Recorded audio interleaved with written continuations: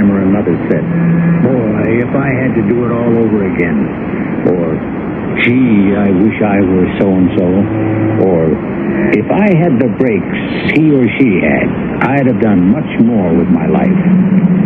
Today we explore just such a possibility. A man who had a second chance, but unfortunately, only one memory. A man who was two people and almost died twice. Charlie, don't you know me?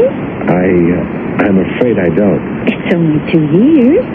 Have I changed that much? 2 years? Since what? But don't you remember me? Mary. I couldn't have met you 2 years ago. But you did. I wasn't born 2 years ago. That's why.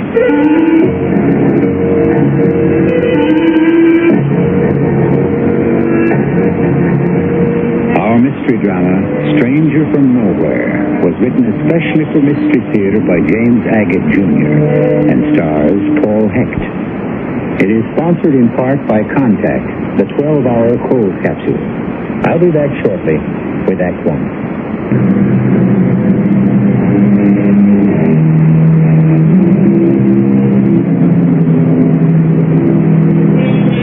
We're in Texas, USA. I don't have to tell you one of the reasons for his fame. I shan't name names or actual sites, but the reason is space. One of the main space centers of the country is there. It is also where you'll find geneticists, scientists, and the newest electronic gear listening to space out there for whatever or whoever is out there. More I can't say because I think Uncle Sam is still a little sensitive about the strange case of Charlie Robinson. It's symbolic, really, the way Mary came into my life on a merry-go-round. It was late Saturday night. I'd spent all day at the carnival watching the people with their children having fun on the rides, the slides, sticky cotton candy all over their faces. Made me wish I was married and had a kid of my own. Then the place emptied, and I got onto the merry-go-round for a last ride. I love riding on these things. Looks like we're the last grown-ups left in the old Tex Carnival. Hi. Hi. What's that? You're riding on a giraffe? Oh, no. This is an ostrich. Doesn't going around like this bring back your childhood? No, I never had one of those. Charlie Robinson, it's not you. It couldn't be. How'd you know my name? Oh, typical. Typical Charlie. To be riding a white horse. What do you mean? Always riding off in some strange direction, your banner flying. Look, why don't you explain yourself? Well, I'll try to as soon as this merry-go-round stops. Phew. Hey, that is some unusual power you have. Oh, I thought so, too. All I have to do is say, stop the merry-go-round, I want to get off, and it stops. So, you don't recognize me, Charlie? Haven't a clue. Wish I did. Does the name Mary mean anything to you? Is it yours? Mm-hmm. Has been all my life. Oh, you're embarrassed, aren't you, Charlie? Never thought we'd meet up again, did you? Why did you leave? I am sorry to say this, but I don't know you at all. In 2 years, have I changed that much? 2 years? Since what? Well, that's when we met 2 years ago. It's Mary. Oh, don't tell me you don't know me. I couldn't have met you 2 years ago. Well, what do you say? I wasn't born 2 years ago, that's why. Oh, Charlie, stop kidding around. What do you want me to believe? That you're only 2 years old?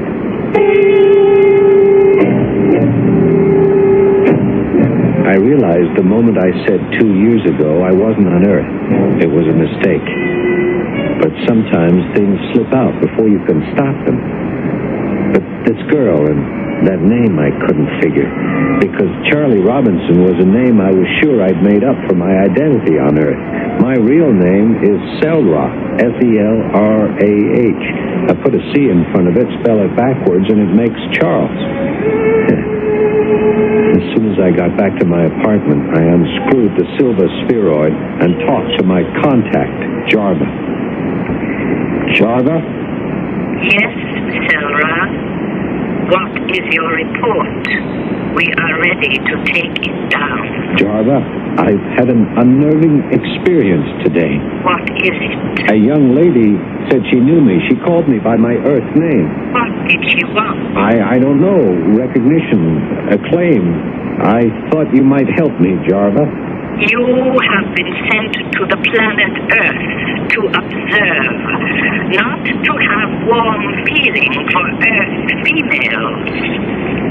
I will consult and get back to you. My mother planet has a tie with planet Earth. Millenniums ago, our name was Kill. We learned that on many stars and hominid-inhabited planets in our galaxy, this name was negative. Therefore, 400 Earth years ago, we renamed ourselves Tycho Brahe after the Danish astronomer who discovered Cassiopeia. I was there. Selra? Yes, Jarva? I'm here, still awaiting instructions.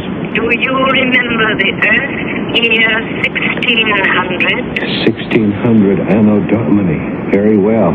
You had a meeting in Prague with Johann Kepler and the great astronomer after whom our planet is named. Tycho Brahe, yes? On that occasion, you were 30 Earth years old, the same as you are today, and you made yourself into an expert astronomer.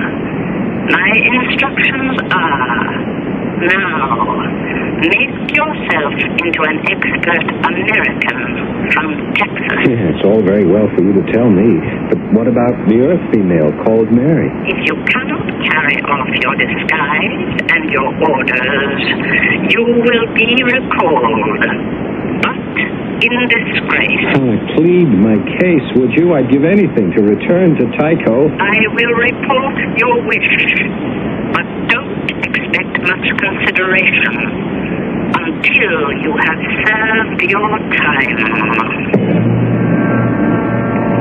At night, I look out of my window, up at the stars, and I cry. Somewhere out there is my homeland. 1,000 light years afar, or 1,000,000, who knows? I don't. I'm so lonely. I hate the daily pretense to be Charles Robinson, to be always on my guard, to be living a lie. It's almost unbearable.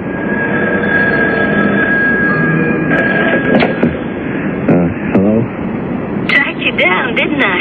Who is this? Charlie Robinson. Don't give me that who is this routine. It's Mary, and you know it is. Oh, yeah, of course. I was just sitting here. Staring out the window, I bet. How did you know? Because, darling, you always used to. I did? If I didn't know you so well, I'd be insulted. After disappearing as you did, and then our accidental meeting on the merry-go-round, I'd think you'd be full of apologies. Apologies for what? Are you continuing this pretense? I suppose you've forgotten you asked me to marry you. I did. You most certainly did. And, did I marry you? Very funny, aren't you? Hello? Hello? I didn't bother to knock. So, this is where you live.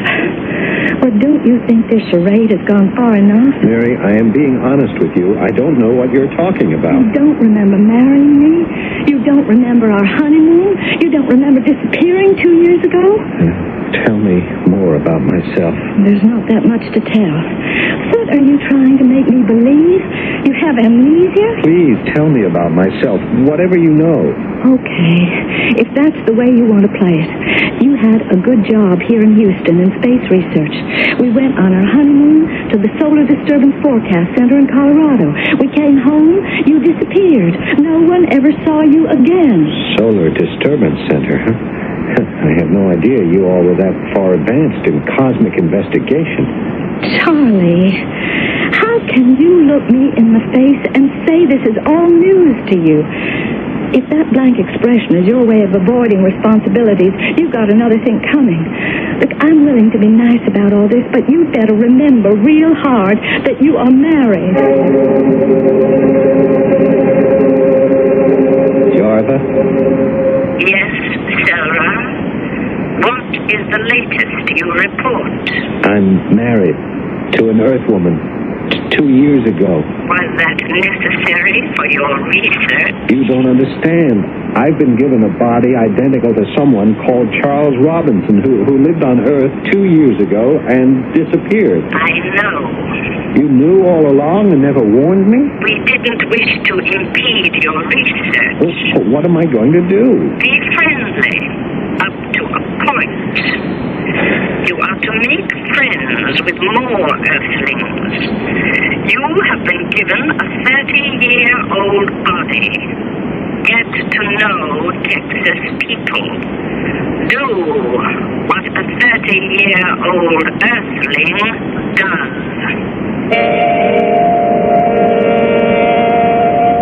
Chronometry is an Earth science to measure time.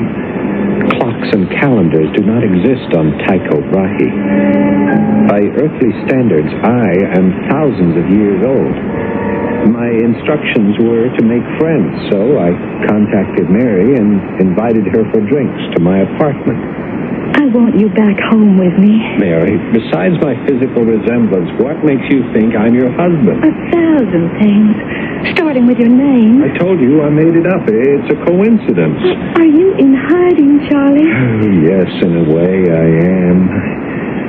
Look, I wonder, I just wonder if I could trust you with the truth. Darling, I forgive you. Whatever it was that took you away has brought you back. When you disappeared, I used to think it was the shock of your parents dying in that accident the day we came back that took hold of you, and off you went. Mary, my parents died 3,000 Earth years ago. I wish you wouldn't talk like that. It scares me. If I could prove to you I am not your Charlie Robinson, that I come from another planet in intergalactic space, could you keep that a secret? Another planet? Oh, sure I could. All right. Now, what do you see in that bookcase on the top shelf? Well, it's a sort of a silver ball. Right, now I'll get it down for you. I'm going to open it and put the two halves on the table. Pull up a chair, huh? What is it? It's not silver, is it? It looks sort of iridescent. There. I've unscrewed the two halves of the sphere. Now, lay them side by side, face up. Is it some kind of a magic trick? Maybe I overestimated your intuition. Jarva? Can you hear me? Jarva, are you listening? Jarva, I have a visitor with me. The Earthling woman I told you about. Will you speak to her? I don't hear anything. What are you doing, Charlie? I'm communicating with my control on Tycho Brahe. Tycho Brahe? My home, the planet that I come from. Yes, of course. Her name is Jarva, and only I can hear her. But perhaps if you are patient, she'll speak to you. Oh, yes, sure. Now, listen, Charlie. I just remembered I have an appointment at the doctor's, so if you don't mind, I'd better go now. Take care, will you? Everything is going to be all right. Who do you believe? That's the problem. I've no reason to doubt Charlie's sincerity, that he's positive he's come from another planet called Tycho Brahe.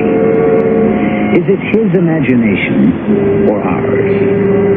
His ability to communicate with this Jarva, his control. There are too many imponderables at this moment for me to advise you one way or the other, except to say, stay with us until I return shortly with Act 2.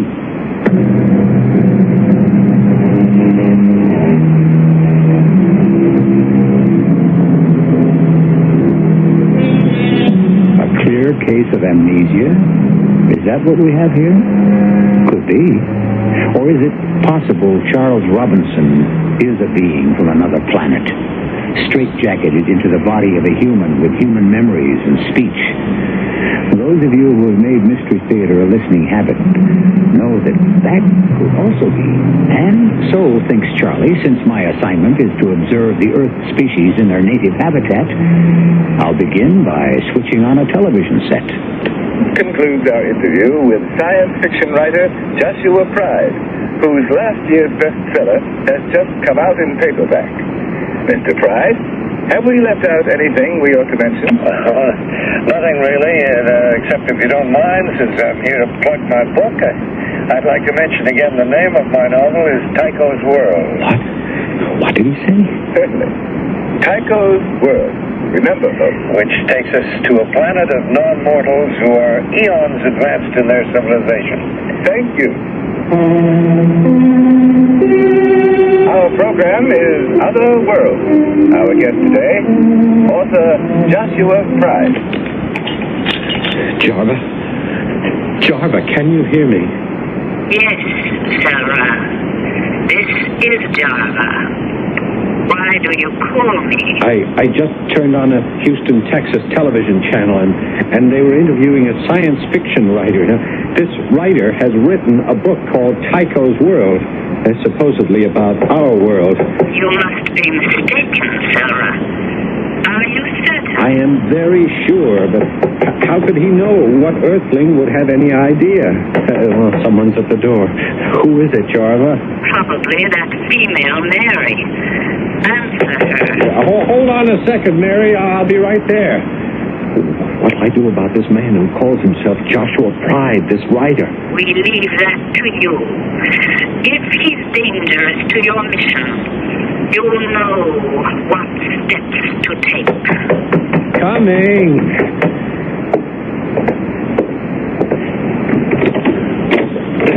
Oh, I'm awfully sorry. I was watching television. I didn't hear you. I was beginning to get worried. Can I come in? Sure, why not? Why are you here, Mary? I've come to apologize. For what? For running out on you the other day. Remember? You were going to communicate with your control in another world. I got scared. I thought you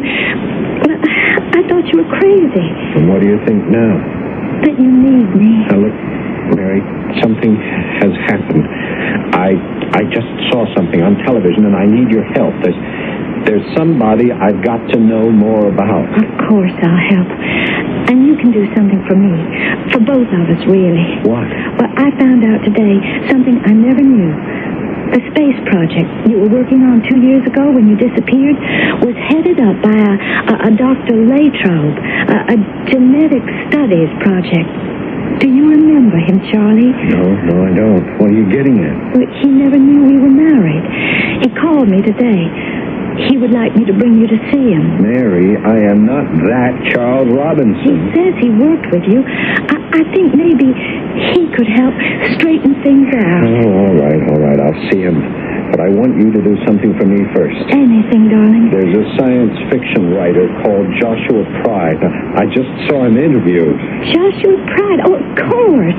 I took a creative writing class with him last year. He lives here in Houston. I want to meet him. It's very important. I'll do my best. Can I see him today? Tomorrow? I have no idea. I'll go to talk to him. I'll find out when he can see us. Not us, Mary. Me, alone. I have to see him alone. Do you understand? Mr. Pride, it was good of you to let me see you on such short notice. I didn't think you remembered me. Oh, of course I did, Mary. For a former student, I'm always available. Besides, you sounded so distressed on the phone. What's on your mind? Well, 2 years ago, I married my husband. He was working at the Space Genetics Research Center. I didn't know that then. It was also hush-hush. And then Charlie's parents died, and a day later he disappeared. He just vanished. So I went out to work, and, well, as you know, last year I thought I'd like to do more than just a 9-to-5 secretarial job. So I took your writing course. You showed a great deal of promise. Have you kept up your writing? Well, I tried to. But that's not why I'm here. See, Charlie, my husband, he showed up the other day, but he's different. He's not not the same as I remember him, Mr. Pride. Uh-huh. For one thing, he must have injured himself because there's this long scar in the middle of his forehead, and he talks crazy. He says he doesn't remember me at all, that he wasn't even on Earth 2 years ago, that he's from somewhere else, another planet. Do you know why he wants to see me? He didn't say. It would be a big favor to me if you would come. Why, I don't know, Mary. Let me think it over, and I'll get back to you. You mean you won't? Well, I mean, I have certain obligations to myself, others. If your husband is suffering from certain delusions, how could I blindly go ahead and meet him alone, as you say? Well, I'll think about it. When Mary told me Joshua Pride was reluctant to meet with me, I knew something was wrong. He was either afraid for some reason, or he, too, was from my planet, Tycho. I consulted my control. Speak, Sarah. This so-called science fiction writer has not yet agreed to see me. Why do you say so-called? Because I am not sure he is what he claims to be. He could be from the far side of our planet because he's unlike us. I saw his face clearly on television, and he has no third eye, or even the slightest scar of its removal. That means nothing. He could have had a better plastic surgeon than the one who removed your third eye. Why is he hesitating to meet me? Sarah, we have told you to deal with the problem. Don't get in touch again until you have.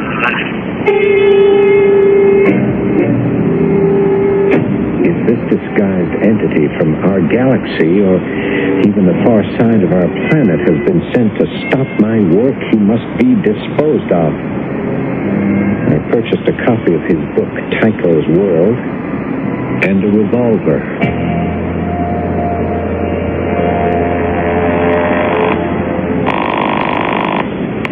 Hello? Mary Robinson? Mr. Pride? Is that you? Yes, it is. Look, I've given a good deal of thought to your situation, but I'm afraid I can't help. You don't mean you can't help, but that you won't. Well, whichever way you want to interpret it, to invite a complete stranger to my house for me to see it, well, let's put it this way, Mary. I just don't have the time. I'm sorry I asked you, Mr. Pride. I had no idea. And of course I understand. However, Mary? She hung up on you, didn't she? Who are you? How did you get in here? Your front door was unlocked. I'm Charles Robinson, the man Mary wanted you to meet. May I sit down? I suppose so, now that you're here. Thank you. Oh, I see you have a copy of my book. You're afraid of me, aren't you? Well, I'm alone. It's nighttime. Stranger walks into my house. Why shouldn't I be afraid? By the way, Joshua Pride, that isn't your real name, is it? Well, what a strange thing for you to say. As a matter of fact, it is. That's a real chip you have on your shoulder, Robinson. It is your real name? Well, look, I'm not going to call the police or anything like that, see? After all, it's important for me to keep seeing you people, get fresh impressions. So, you just sit back, Robinson. Make yourself comfortable, and we'll have a nice talk. All right? Where did you get the name Tycho from? It just came to me. Liar. Well, I must have read it somewhere. I opened your book to page 78. Here you say this planet Tycho was once named Argon, but in honor of a Danish astronomer, the name was changed to Tycho Brahe. How did you know that? Well, heavens, the foggiest. It seemed like a good idea. Yeah, of course, you only have half of it. Our planet's original name was Kill, not Argon. My dear man, I used the word Argon because I could then call the early space and time travelers Argonauts. That's why. Yeah, you're mistaken about that also. You're quite wrong. Robinson, Charlie, it's all made up, invented. It's not right or wrong. There is no such thing as space on Tycho. We are time beings and time travelers only. That is why I go back hundreds, thousands of years, as if they were what Earth people called yesterday. Will you explain to me why you came here to find out why so much of what you have written is based on fact, and how come you know it all? I think I've had just about enough for an evening. You may, but I haven't. And that's why I brought with me this handy means of persuading you to tell the truth. Now, hold on just a moment. We're not going to get anywhere by using force. I believe this is the way a revolver is loaded. Here, I marked this page 148. You talk about how each traveler to Earth is assigned a control. Yes, I do. And here on the next page, 149, you call this control by the name of Jarva. Now, don't tell me this is also a coincidence, that Jarva came to you out of the blue. But it did. I made it up. It's all fiction. Most of it is fact. You say... I know. Because Tycho is my home. You're mad. You are either one of us masquerading as human, as I am, or you are here to unmask me. Let me see, how does this safety catch work? Oh, yes. Think what you're doing. Over the centuries, I've come often to Earth to watch, to report, and return. Sometimes I have to destroy an enemy, an unworthy creature. I'll tell you anything I possibly can, but put that gun down. It could go off. Unless you tell me by what right you use the name of my planet and my people, I have no alternative but to fire. No, don't. If you are from Tycho, a bullet won't dispose of you. You know that. I know that. Of course, if you are human, it means the end. Stop, Robinson. Yes, I am from Tycho. Yes, I've been assigned to spy on you.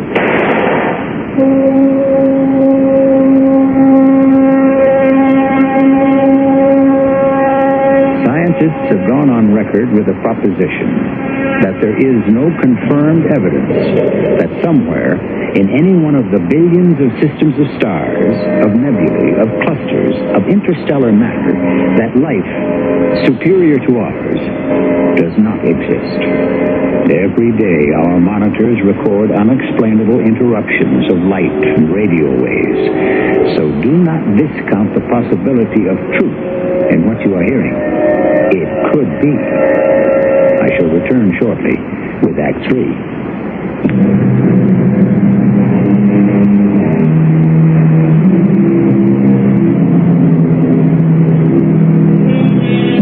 As our story becomes more intricate, it also becomes more incredible.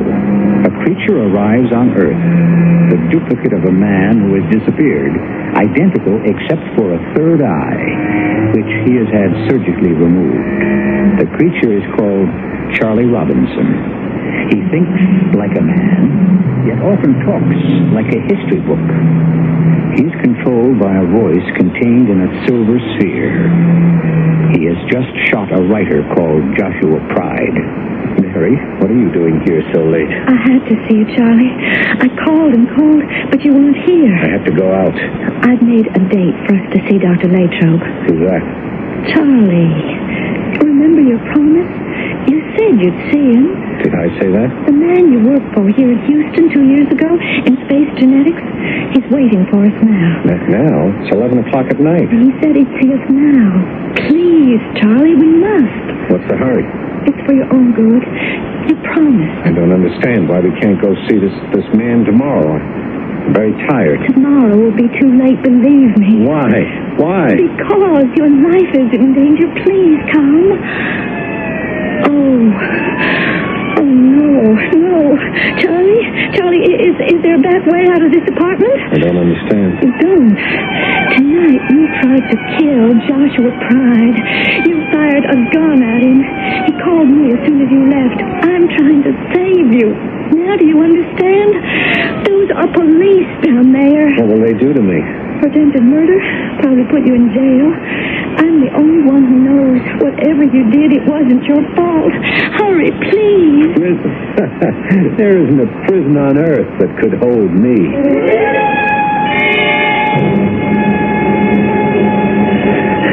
You're behind all this, aren't you, Mary? Charlie, what are you saying? How did the police know where to go? I don't know. No jail can hold me. I wish you wouldn't talk like that, Charlie. If my bullet hit him and he's still alive, then Joshua Pride is one of us. Everything's going to be all right, Charlie. Where are we going? I told you to Dr. Latrobe. What for? Because he knows you and he wants to help. No, you're out of your depth, Mary. All of you earthlings are digging their own graves. You don't realize it, but you are. We're not far from Dr. Latrobe's house. What none of you realize is that your precious Earth belongs to the lowest scale of all terrestrial planets, composed of silicates and metals. Right, now just 100 yards more or so. Now, can you see his upstairs window through the trees, Charlie? It's lit. He's there. Jarva. I can't go without Jarva. I've left her at my place. Come on, now don't No, stop. I have to go back. They'll find her and destroy her. Charlie, what are you talking My about? contact, the silver sphere. Jarva, my control. It's my only way of communicating with my planet. I've got to go back. The police have your apartment surrounded. They're bound to. You can go back there and they'll capture you. Let me go back for you. You would? Charlie, you're my husband. I love you. I'd do anything for you. Now, where is that silver sphere? It's on the bookshelf to the right of my bed. Top shelf. I'll find it. Promise me not to move. You sit right there by that birch tree until I get back.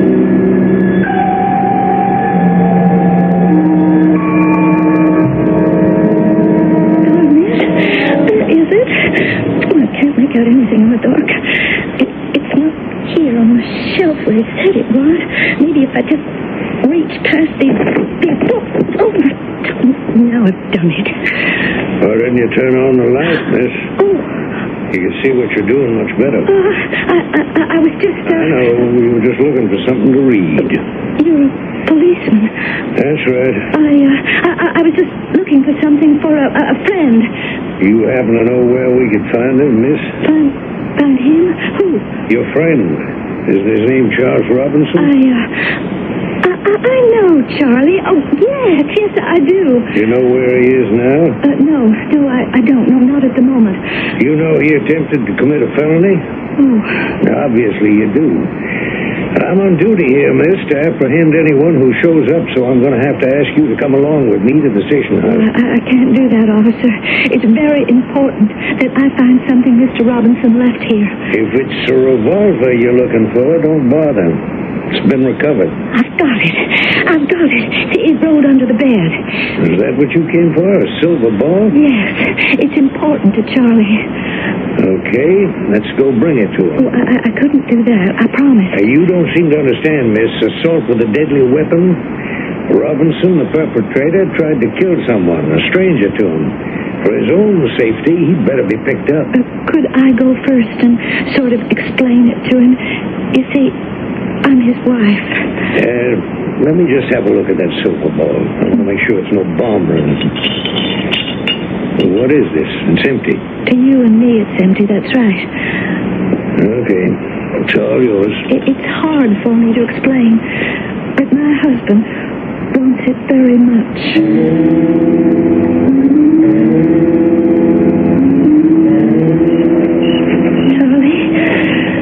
Charlie, where are you? Right here behind you. Oh, you startled me. Did you bring Jarva? Yes, here she is. Oh, Mary, you're wonderful. I was so afraid.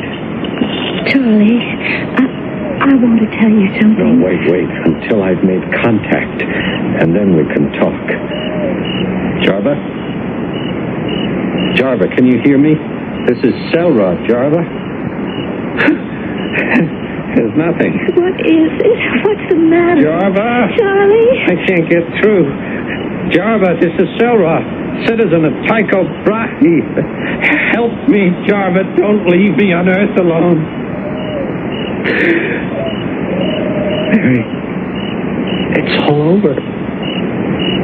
They've abandoned me. Charles Robinson, will you put your hands up and come forward quietly? Oh, Mary, It's for your own good. Glad you're here, Mary.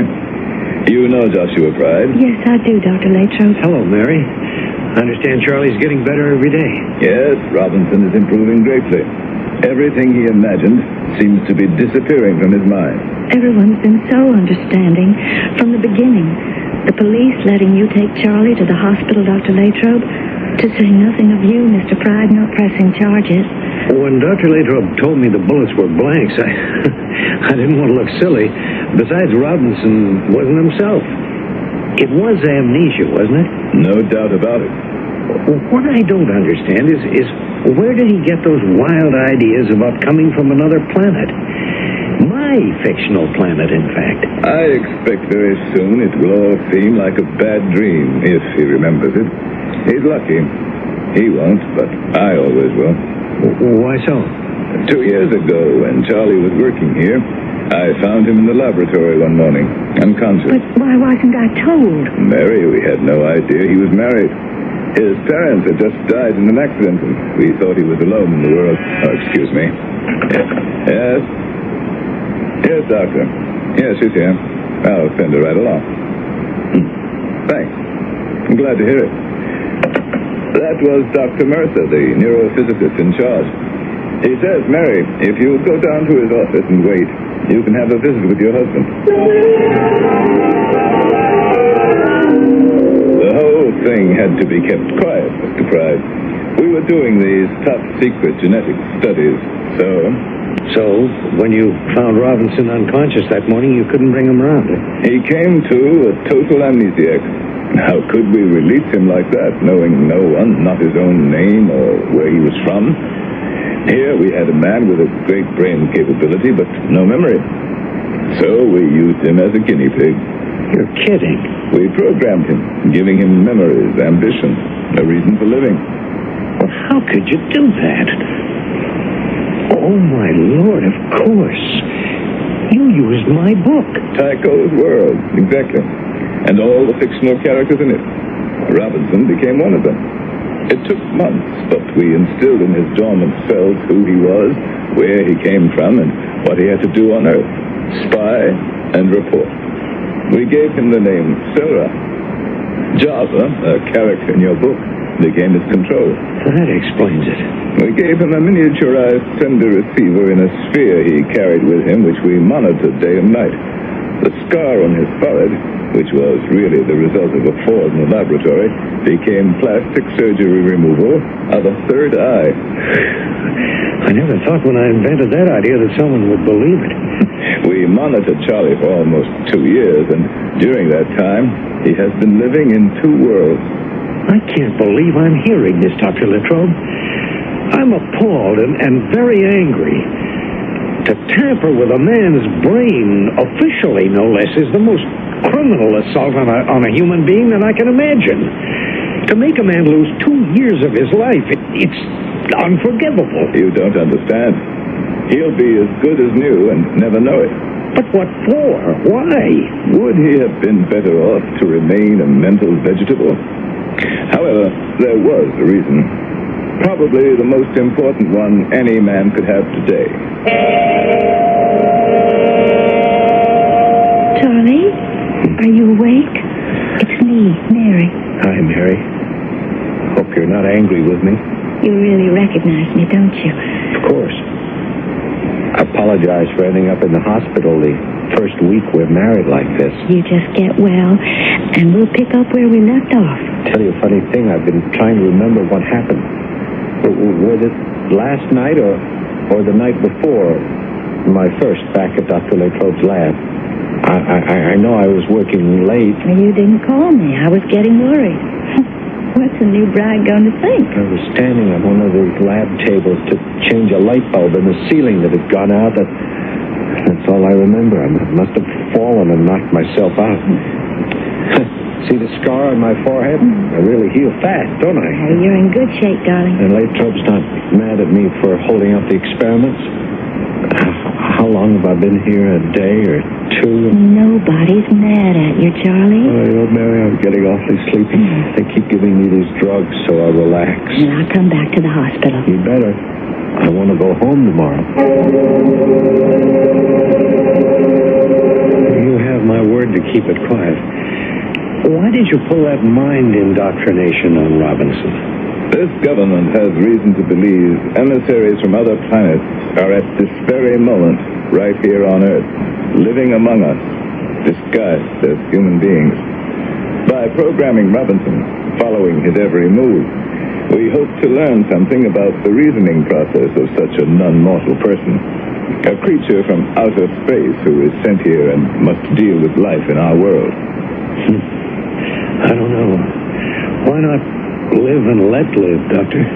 Because it's about time we found out whether, in this vast universe, we have friends or enemies.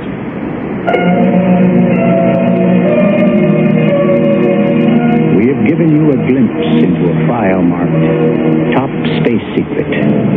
As I said in the beginning, if this account were widely known, it might be a bit embarrassing to Uncle Sam. However, I'm confident if anyone can keep secrets, it's you, that scrupulous league of listeners to Mystery Theater. I shall return shortly. It's time to get away. Here we come, America. Taking a trip, whether you go by plane or car, around the country, around the world. Show the world you carry Master Charge. Hey, they know clout when they see it. Showing it up, living right out. Showing it up, showing it Master Charge. For a wonderful trip. For places to see. Places to eat. Places to sleep. Places to shop. For all the clothes. For all the gear. For cameras. Film. Radio. For instant cash. For whatever. Wherever. Whenever. Show them your clout and travel easy. No matter where you travel, no matter how far you roam, they speak Master Charge. They understand clout. When you carry Master Charge, have a good trip.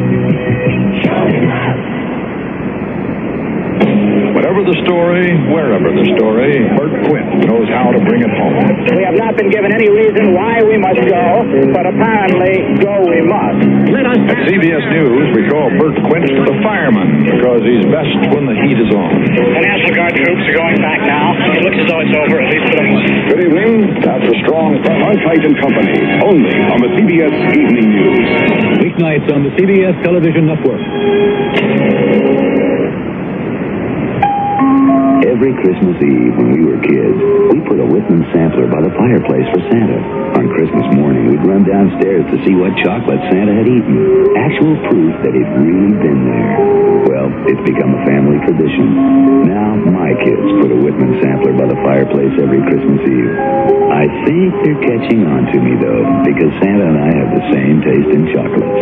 Whitman's, a Christmas tradition for 137 Christmases.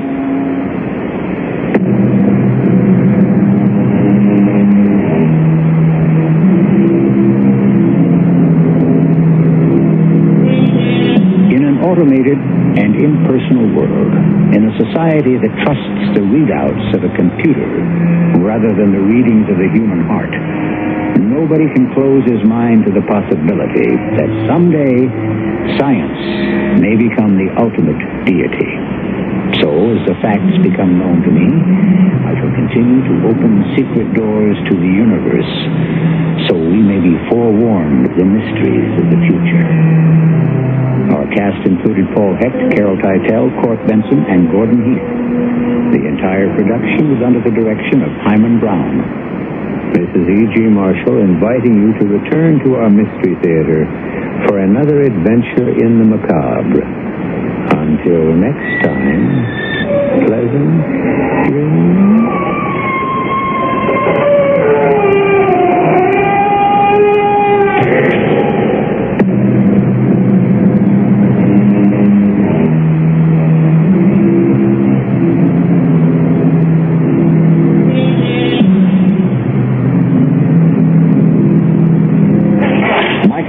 Cool News Sports Sportscasters thinks there's more to sports than just scores. Where we can get close and away from the grandstands and into where it's really happening. And when I go out and do a Little League competition, if we're down close and talking to the people, that's the most enjoyable. Watch an enjoyable sportscast. Join Mike at 6 and 10 on Channel 10. And this is KARZ in Phoenix, and we have CBS News coming up in just a couple of seconds, probably about now. CBS News. An anti-Castro group has claimed responsibility for a powerful bomb which rocked the Soviet UN mission in New York Tuesday night. This is Doug Poling reporting on the CBS Radio Network. The Cuban exile group Omega 7 called a news agency about 40 minutes after the blast to claim responsibility. A male voice said the group wanted to show its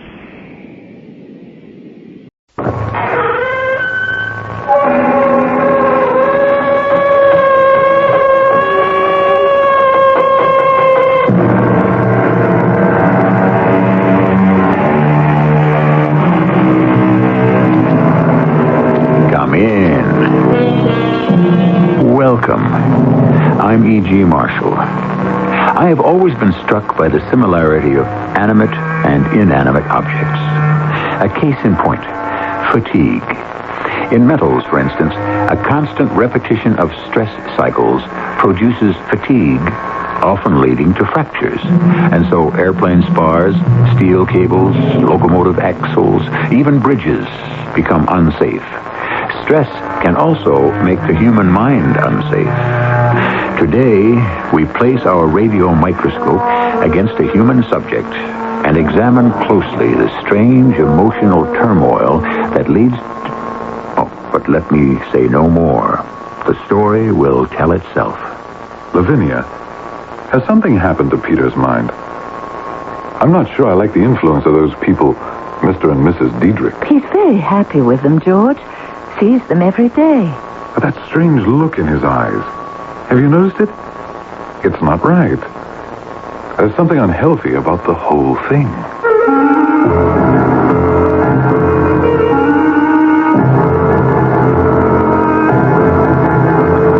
Our mystery drama, Maud Evelyn, adapted from a story by Henry James, was dramatized especially for the Mystery Theater by G. Frederick Lewis and stars Paul Hecht.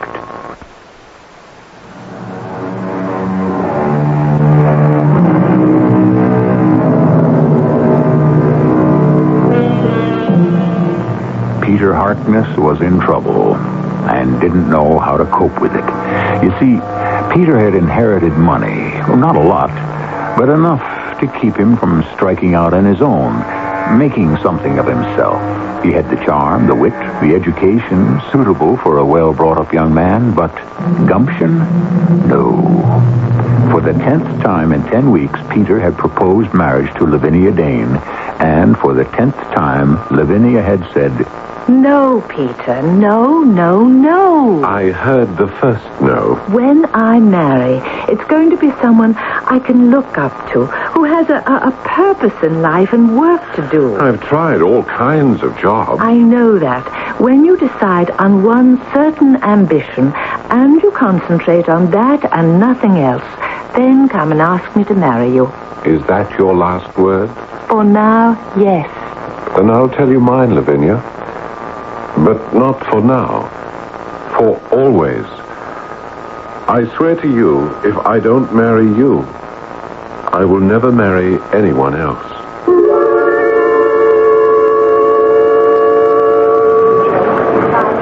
Cheers, George. Cheers. Well, say goodbye to me, George. I'm leaving London. Wish me luck. Wish me well. Peter, is this why you asked me out for a drink? To talk nonsense? Only the day before yesterday, you asked me to wish you luck. You were going to marry my sister. Yes, well, I've asked Lavinia 10 times in 10 weeks. And she always says no. Well, so you asked her 11 times. I thought you were crazy about her. I'm going away, and that's that. I've got myself a job with a travel agency that handles private tours of the continent. I'm due to leave for Switzerland and Rome on Saturday with a middle-aged couple. Very ordinary, very nice. I've met them. Mr. and Mrs. Diedrich. So you're running away. Oh, no, not at all. Lavinia wants somebody with a purpose and a future. Besides, if I'm out of London and she can't see me, perhaps absence will make the heart grow fonder.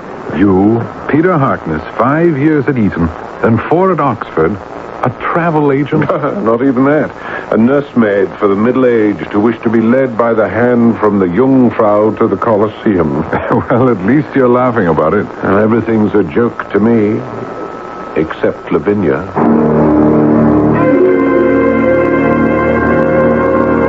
And then, Lavinia, he said to me, everything's a joke to me except Lavinia. Now, what's wrong between you two? Oh, there was never very much right with us, that's all. He was pretty wild-eyed when we left the pub. You don't think that he might do... Oh, something desperate because I won't marry him? No, I'm afraid not. You see, that's the real trouble. Peter's not given to desperation. And he's too influenced by the easy way and the kind word. And that's not the kind of man I'd like to have for a husband.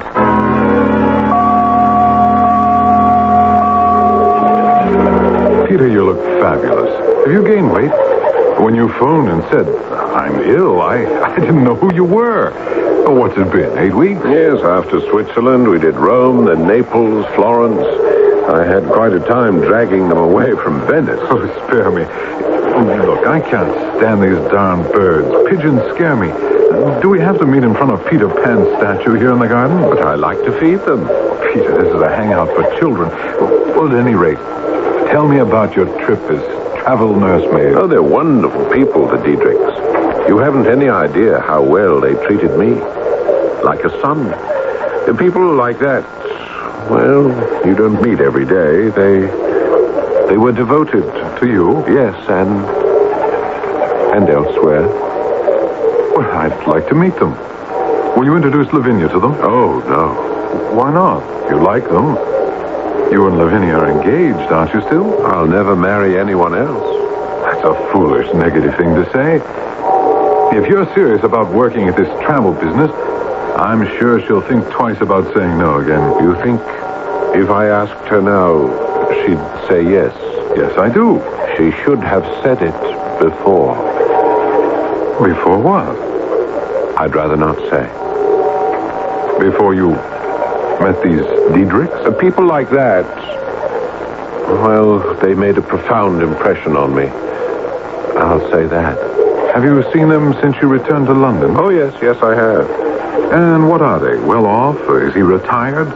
What are they like? They live for Maud Evelyn. Maud Evelyn? Well, who's she? Their daughter. Unfortunately, they've lost her. What do you mean? I mean, a great many people would take it that way, but they don't. They won't. Other people would have given her up? Is that what you're trying to say? Yes. Perhaps even tried to forget her. But the Diedrichs can't. Oh, well, do they keep in touch with her, communicate? All the while. Why? Isn't she with them? She is. Now. Since when? Last year. Well, then why do you say they've lost her? Well, I'm the one who calls it that, but I don't see her. They don't want you to see her, is that it? How can I? I think, George, I've told you all I'd like to for now. Would you mind very much if I concentrated on feeding the pigeons?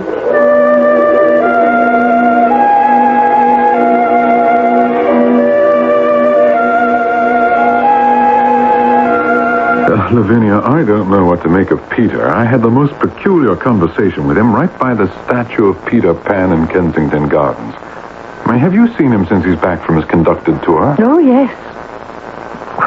Didn't you find him strange? I mean, has something happened to his mind? These people, these Diedrichs. He's very happy with them. You can tell it by just looking at him. He's over at the house in Westbourne Terrace every day. That's not right. There's something, I don't know, unhealthy about the whole thing. Would you promise me in case he should want to introduce you to them, promise me to refuse to go. Oh, wouldn't you go to meet them either, George? No, never. But why? Aren't you curious? Well, I can't explain it. If I believed in Satanism, I might say theirs is an evil influence. George, did he tell you about this Maud Evelyn? He was very evasive about it, and mysterious, I thought. I said there was a daughter, but there seems to be something the matter with her. Do you know what it is? The matter with her is simply that she's dead. What? When did she die? Oh, years and years ago. She was 14, I think, a little girl. Isn't that the impression he gave you? Well, he had this peculiar look. He said that she was always with them. Do you understand what he meant? Well, the Diedrichs live for her memory. She's with them in the sense that they think of nothing else. But what could be his interest in a little child? Well, it appears that she's a lovely little thing. Peter? Our Peter is interested in a little girl in a pinafore? Oh, I think she was older when she died. Perhaps 16 or 17. Every time he tells me he adds a year or so. Do you know what he told me? That the Diedrichs are in touch with this deceased child. They communicate with her. Oh, but they do, in a way. They go in for mediums and spiritualists, that kind of thing. Oh, Peter, does he go with them to these seances? Oh, no. Ask him to show you the girl's photograph. He carries it with him. He goes around showing pictures of a young girl he never knew. Oh, I had a feeling I was right. He's possessed in some way. George, what if I'm also possessed? Or at least affected? By a photograph of a child? Not the beauty of the face. I don't mean that. Well, Lavinia, obsession is obsession. It's dangerous. No, I don't mean it in an ugly way. But the whole thing, you see, the attitude of the parents, the way they've made the girl's memory almost a religion. I think that's what Peter came to tell me yesterday. Not to ask you to marry him again? No. Believe it or not, George, I think Peter has found something as important to him as I was.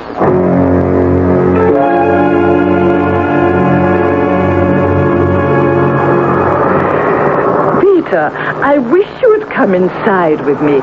Mrs. Jex has made me feel so very close to your dear Maud Evelyn. Mrs. Diedrich, I feel very close to her without having to...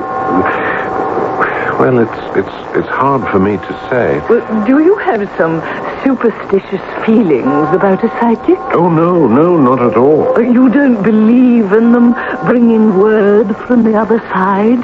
Mr. Diedrich wasn't able to accompany me today, so I've asked you to come with me. Now, will you? They'll open the door in a minute. I'm Mrs. Diedrich. I have an appointment with Mrs. Jex. May we come in? Oh, do it for me, Peter. Maud Evelyn's mother. There's nothing to be afraid of. You'll see. In this house, there is no death. Life continues always.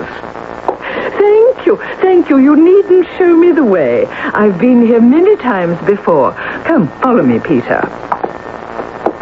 Now, there is where she is. That's Mrs. Jex. She's sitting behind that long table, leaning back in her chair. Is she alive? Very much so. She's waiting for us. She's in a trance. Here. You take that chair, and I'll sit in this one. Now, the first thing we do is to light these 3 candles on the table. I have a match. Go ahead. Light all 3. That's right. Mrs. Jex, this is me, Mrs. Diedrich. I brought with me today... my husband could not be here, so I've asked this wonderful young man you've heard us speak to about. He's the one who cares so much for Maud Evelyn. He's sitting beside me now. It would appear that Peter Harkness is falling under some spell which is obliterating all but fantasies from his mind. Would that he could but remember those words of Edgar Allan Poe. All that we see or seem is but a dream within a dream. I shall return shortly with Act 2.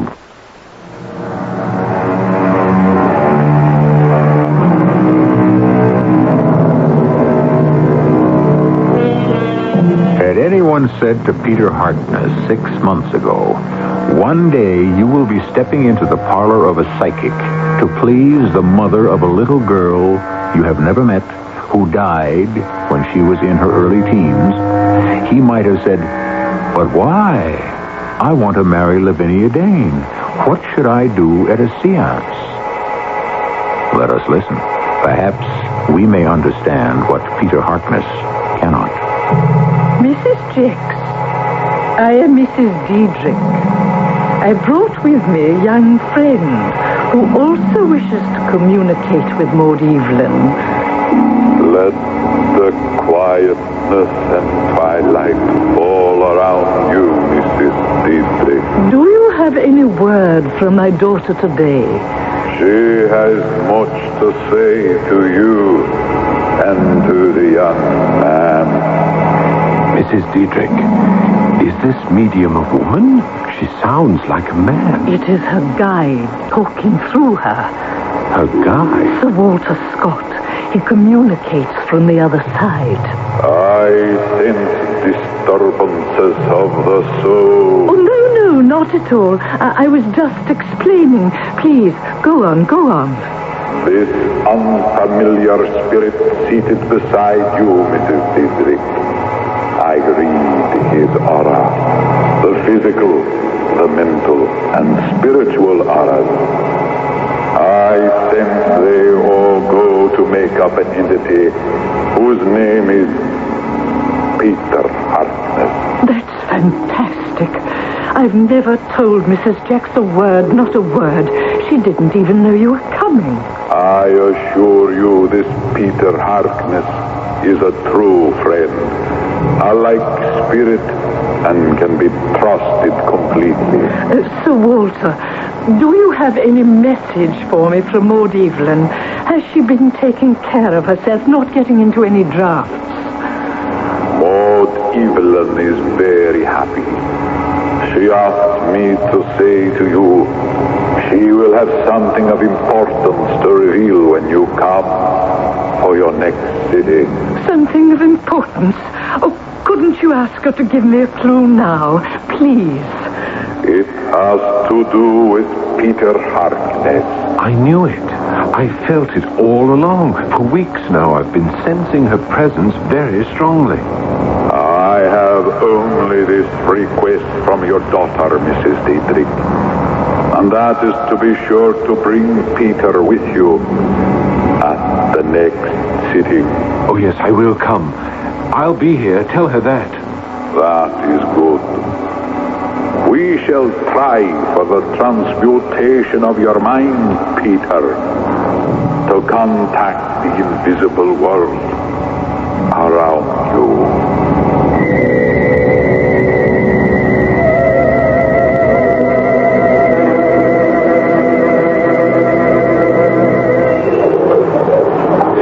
Lavinia, I've so much to tell you, I hardly know where to begin. I seem to be going in all directions at once. That's why you always come here, isn't it? To Kensington Gardens. Right here, in front of the statue of Peter Pan. I've never thought why. It seemed a natural thing to do, to meet you here. Always has been.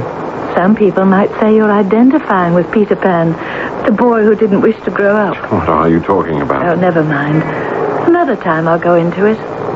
I'm glad to see you, Peter. You look well and prosperous. And a little fat. You must be eating well. Well, they've adopted me.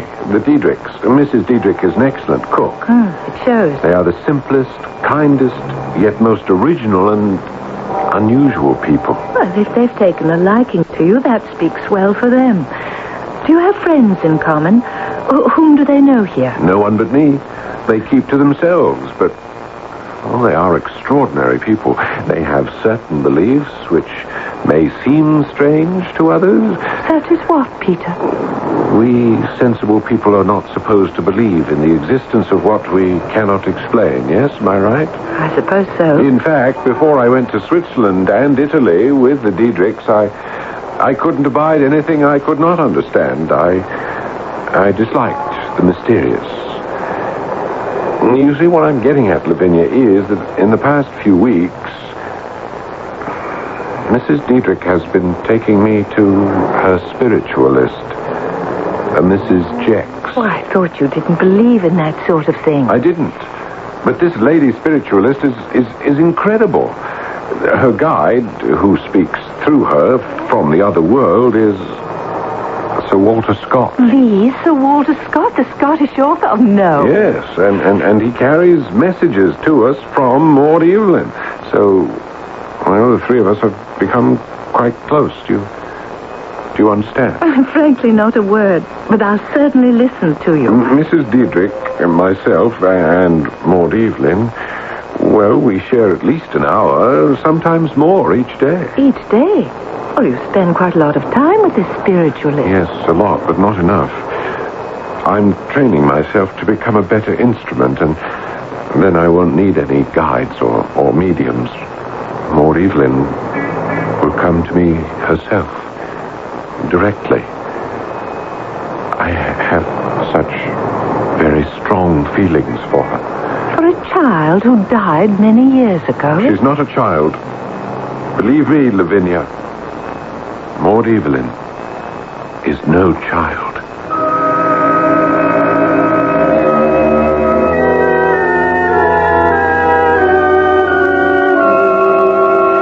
George, do you know what Peter has now made himself believe? About the deceased daughter of the Diedrichs. He thinks he knew her when she was alive. But that's not possible. You know that. And he speaks of her as if she wasn't a child, but that she was quite grown up. Well, I don't know when imagination leaves off and madness begins. Well, he tells me stories, happenings they shared, conversations he had with this girl, what she used to say, what they did together, places they went. She's more real to him than reality itself. His mind is full of Maud Evelyn. Lavinia, do you think Peter has gone mad? No, I don't. I can't. It's all too beautiful. Lavinia, don't tell me you're becoming infected with this preposterous theory. It is a theory, George, but not really so preposterous. How can you talk like that? If he has caught this contagion from the Diedrichs, I hope you're not going to catch it from him. I don't know if I should tell you this, George. Peter said to me yesterday he was in love with Maud Evelyn. Lavinia, do you honestly feel that he is entirely sane? When he tells it, and you see his eyes so filled with love, it takes your breath away. It's that beautiful. It's pathetic. A young man of 25 talking about his love for a 15-year-old who's dead, who he's never met.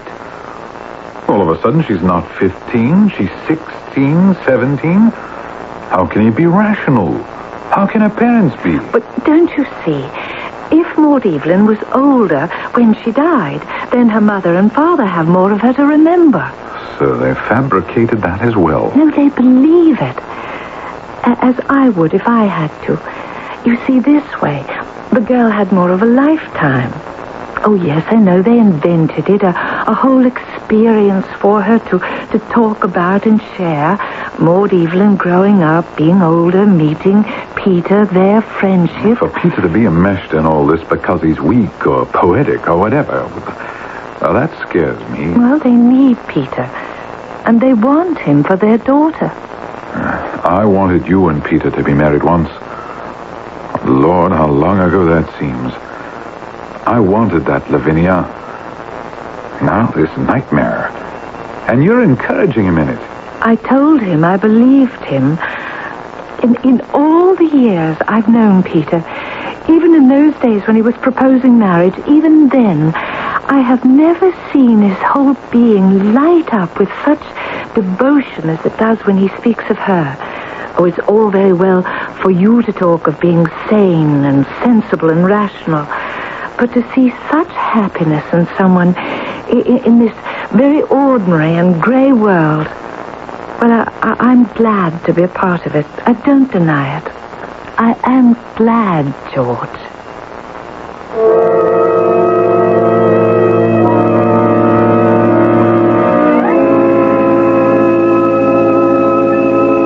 George, you all right? Your eyes will get accustomed to the dark. I really appreciate your coming with me at the last minute like this. No, not at all. Lucky I ran into you on Westbourne Terrace. Well, how often do you and Mrs. Diedrich visit this Swami? Oh, she's no Swami. Her name is Mrs. Jex. She's a medium of the first order. Mrs. Diedrich will be very disappointed. She hates to miss a single sitting, but, well, Mr. Diedrich is really quite ill, and she couldn't leave him. I'm glad I didn't have to come alone, really. Well, this is the first time I've been to a psychic. Does your Mrs. Jex do table rappings or tea leaf readings or what? George, don't be such a cynic. She's a medium. Through her, we get news from the other side, brought to us by Sir Walter Scott. Come now, Peter, you're having me on. Now, we must remain quiet. I light these 3 candles, and the seance will begin.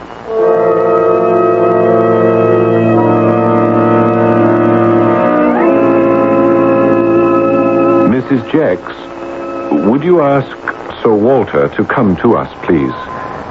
Mrs. Diedrich could not accompany me, so I have asked an old friend to share with me this journey into the infinite. Do I say anything, Peter? No. I am ready for the transmutation of the mind to contact the invisible world around me. Peter Harkness, you are standing at a golden gate that will open your mind to a larger, greater field of consciousness. Yes, I am. That woman's not saying those words, Peter. Her lips aren't even moving. It's a trick. Shh, George, please. Limits there are none. As you climb the hilltop, when you reach the summit of your hill, you will find your dreams guarding the topmost peak. Oh, yes. Yes, Sir Walter. I shall. That's not Sir Walter Scott. George, please, I beg of you. The sun will set. The quietness and twilight will fall around you and your own. Your beloved Maud Evelyn will speak. It's a fake, Peter. Look at this wire in my hand. I pulled it out. There's someone in another room speaking into a microphone. It's a farce.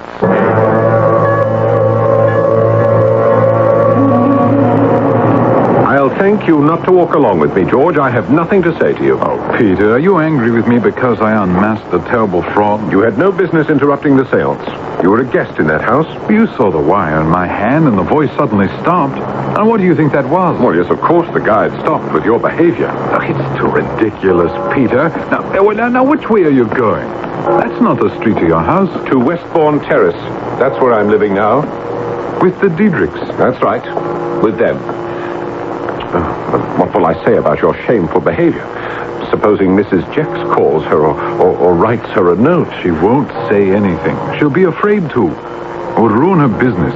London is full of charlatans who prey on people's loneliness. Oh, that this should happen today of all days. I feel ill. Oh, Peter, calm down. It's not the end of the world. I wish it were. What did you mean? Today of all days. Today is the anniversary of my blessed engagement. Oh, I hadn't realized. You mean to my sister, Lavinia? What are you talking about? I mean my true engagement to Maud Evelyn.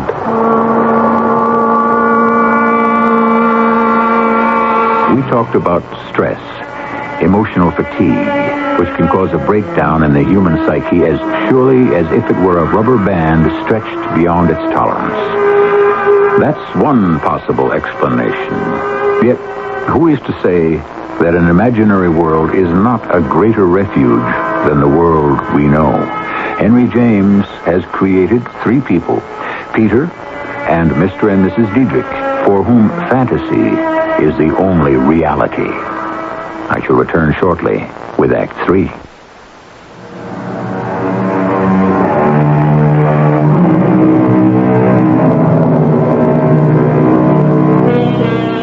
It's a treacherous high-wire act, balancing on that fine thread that joins the finite to the infinite.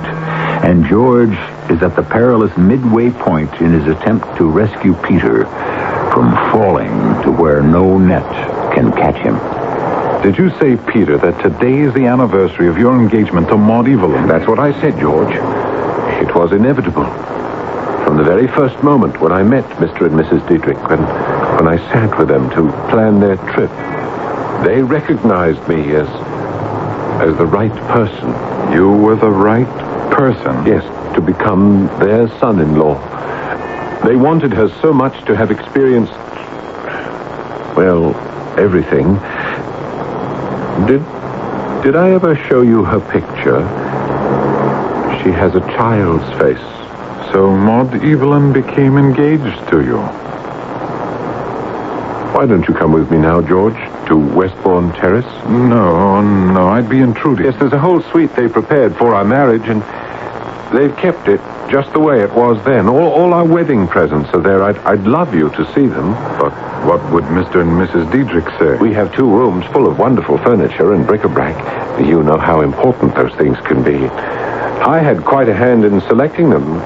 I can remember every single thing dearest Maud Evelyn said about how I arranged everything. No one else could possibly have made our little house so beautiful. She said that. Well, Peter, not today. Forgive me. I'll come some other time.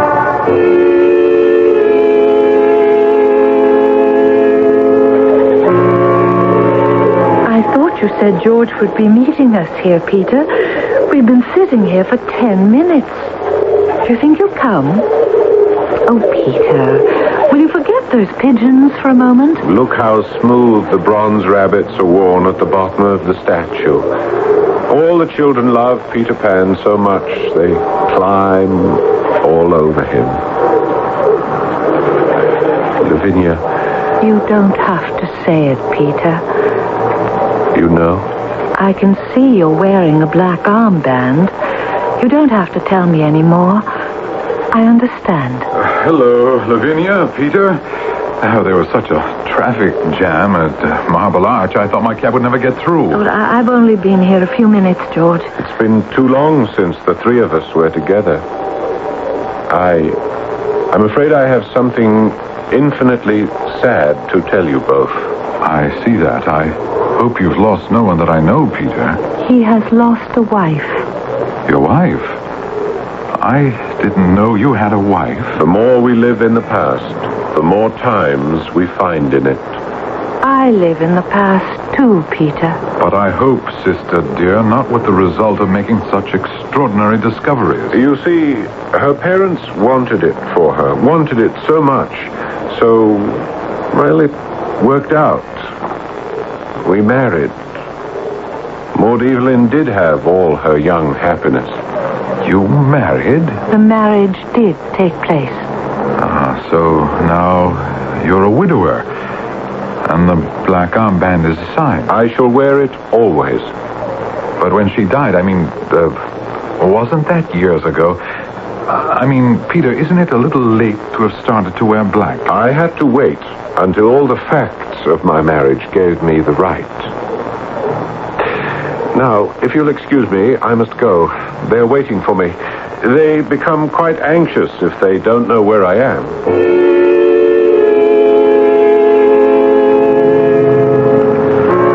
It's almost beyond me, all this. I thought he was never going to marry anyone else but you, Lavinia. He won't.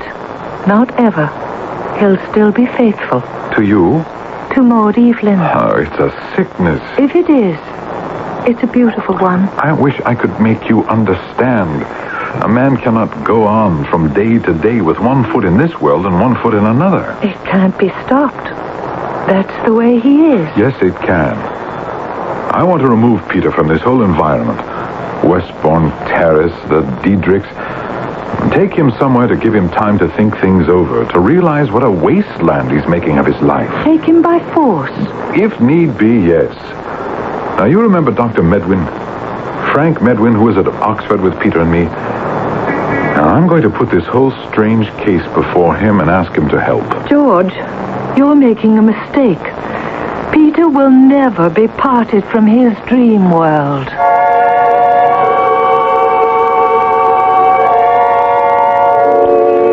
I can't begin to tell you how delighted I am you both have come to visit me here in Westbourne Terrace. Now, Mr. and Mrs. Diedrich occupy the entire top floor. They're out at the moment, so we'll have the whole place to ourselves, and, well, I can show you the wedding suite as we've kept it all these years. All these years? And how long have you known the Diedrichs? Since last spring, no? George, don't keep pinning him down. You go ahead and show us everything, Peter. We want to share it with you. Wait till you see. Oh, it's a treasure house. I furnished a lot of it myself. I felt nothing was too good for her. It's these two rooms, the wedding suite. There they are. Oh, Peter, it's lovely, charming, tasteful and elegant. A French provincial sitting room and bedroom. Ah, yes, you've hit it on the head, George. That's a Louis XVI chaise longue and a little 18th century fruitwood secretary for her to write her letters on. Oh, I can't take my eyes off the armoire, Peter. Certainly 17th century. I found it in the flea market. Peter, you've done an excellent job of decorating. It was for her. It was for us. Oh, I like that old cotton paneling on the walls. Recognize the Tree of Life design? We used to stand under it, Maud Evelyn and I, before we were married, and imagine each branch would be another child. And that coffee service on the small table near the bed. Yes, completely en pied. George, why are you moving behind me like that? Don't keep getting behind me, George. Well, there's so much to see. Do you like this Victorian love seat? I come down here by myself every day and sit there alone and think of her. Oh, and there's my pride and joy. Our bed with lace canopy. It's never been slept in. George, what are you doing? Will you let go of my arm? You're twisting it. George, do be careful. I can't bear this. Lavinia, open the bottle quick and put some chloroform on the handkerchief. George, Lavinia, please.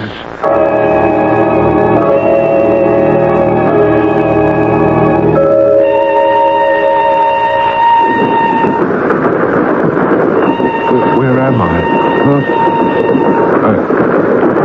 Look, I'm asking you nicely, why am I on this train with you? No luggage. Where are we going? All right. Do you remember Frank Medwin? Yes, of course. He was at school with us, wasn't he? He became a doctor. Frank has a rest home in Scotland, and he thought it might be advisable for you to go there for a short period of time. Oh, he did he? Well, what did you tell him? That I was mad? I mean, what right have you to pass judgment on someone and then practically kidnap them in the bargain? The right of an old friend who couldn't stand by and do nothing and see you waste your life in an imaginary world run by the Diedrichs. Now, wait a minute. They are not running my life. They opened up doors through which I might never have walked if I hadn't met them. Of course, you wouldn't understand that. Lavinia and I are very concerned about you. Now, you just relax. We'll have a good time up at Frank's place. I understand it's beautiful. I have no intention of leaving the Diedrichs. They need me. Every day. And the moment this train stops, I'm heading back to London. I can't understand whatever made you believe I would go along with this. I think you need a rest, Peter. Time to take stock. Get away from Westbourne Terrace. Well, you've got another thing coming. I thought you were my best friend. I see I was wrong. You are my worst enemy.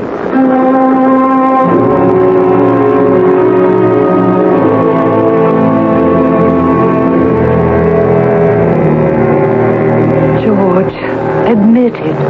It was wrong of you. It was wrong of me, too. Peter may not take it kindly, you barging into his house. Well, I've been trying for a month to see Peter, apologize and make amends. It was your idea for me to just show up at the front door. Oh, ring the bell again, will you? I know him and how suspicious he is. He's probably peeking out of an upstairs window and decided not to open the door. Well, he'll open it for you, won't he?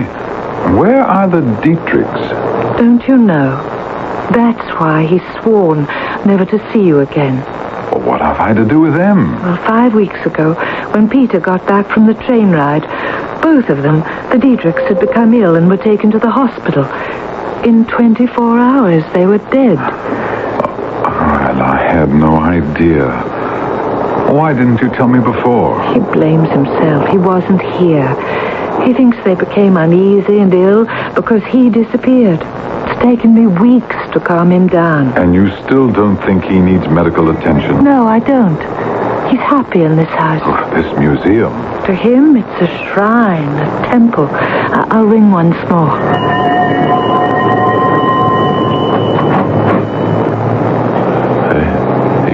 Yes? May we come in and talk to you, Peter? Who are you? Maud Evelyn. I've been waiting for you. Where have you been? Peter? Maud Evelyn, send that man away. I don't wish to see anyone.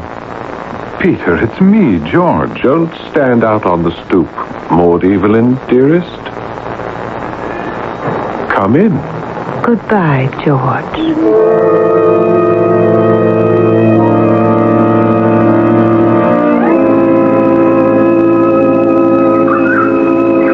How are you, Lavinia? Very well. And you, George? Much the same. I'm worried about you now that you've moved into his house. I'm perfectly fine. You've been happy with Peter this last month? Oh, yes. How is he?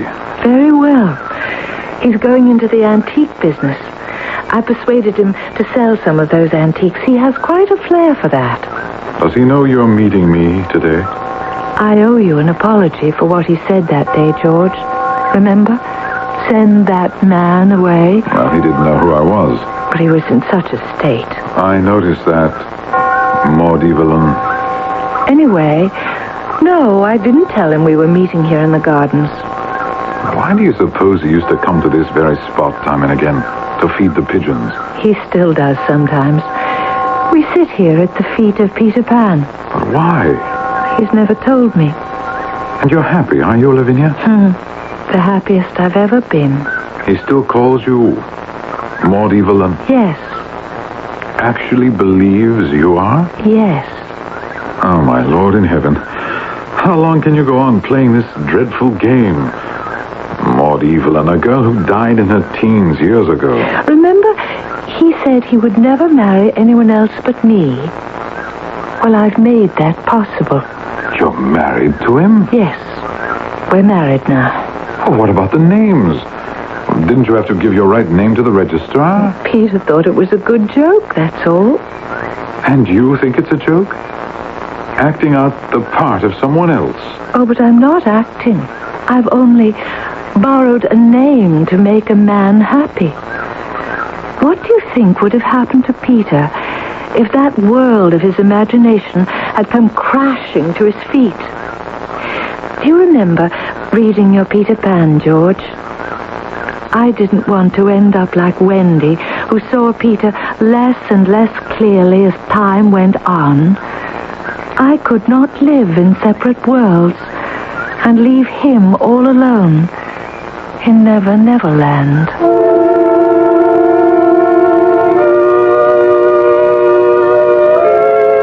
I think I misled you at the start of today's Mystery Theater. I warned of breakdowns and tragedies as a result of stress.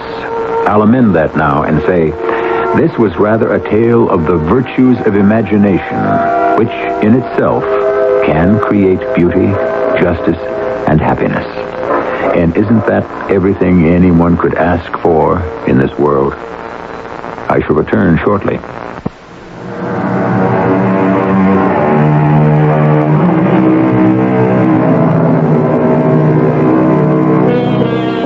Before I go, let me take a leaf from the author's book. It is imagination's divine attribute that when the real world is shut out, it can create a world for itself. Magically, imagination can conjure up glorious shapes and forms and brighten the gloom of a dungeon. I believe that. Our cast included Paul Hecht, Carol Teitel, and Lloyd Batista. The entire production was under the direction of Hyman Brown. This is E.G. Marshall inviting you to return to our Mystery Theater for another adventure in the macabre. Until next time, pleasant dreams.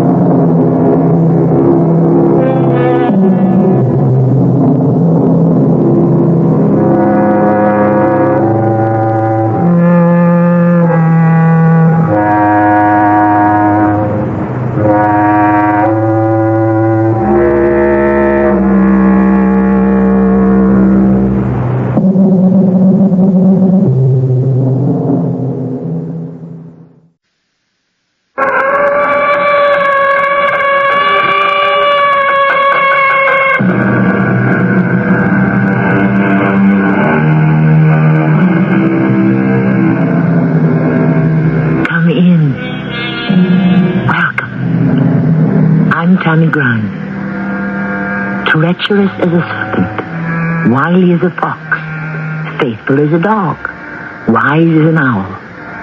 This is all common currency from the accepted coinage of our daily speech. And yet, who is to say these are true statements? Where are the facts, the figures, the documents? Like so much else these days, couldn't it all be a public relations ploy? What are serpents, foxes, owls, and dogs really like when you get to know them? And not just as animals, which is the way we know them now, but as equals. Doctor, I was told I would be through here in an hour. I'm sorry for the delay. For me, this is the busiest time of the busiest day of the year. I'm sorry. May I use your phone? No. But someone in my office has something very important to tell me. No one has anything of greater importance to tell you than I have. What's that? You're going to die, Mr. Skipworth. You're going to die.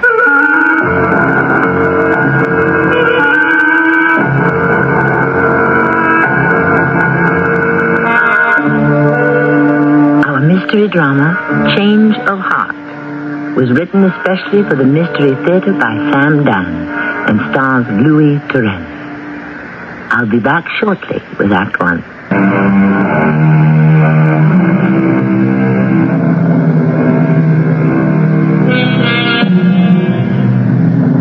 By the time he was 33, Alexander the Great had conquered the world, which really isn't saying much, because it was mostly all of Greece, parts of Persia, pieces of what are now Egypt and Turkey, and some mountain passes into India. On the other hand, we have Roger K. Skipworth, who at 41 has virtually conquered vast territories that Alexander never heard of, and by tactics Alexander never dreamed of. Alexander prevailed with fire and steel. Roger is armed only with pieces of paper. Roger K. Skipworth doesn't lose very many. But watch closely. He's about to drop a big one. Yes?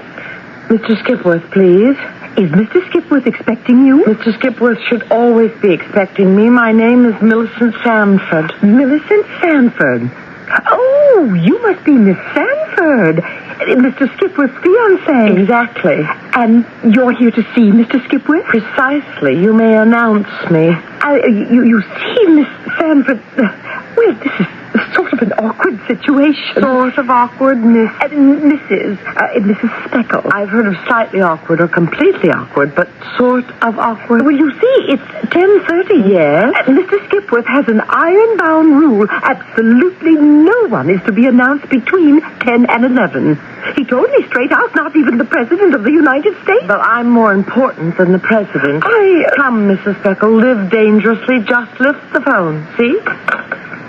Nothing to it. Yes, I told you I'm not to be disturbed. Yes, sir, I understand, but Miss Sanford is here. What?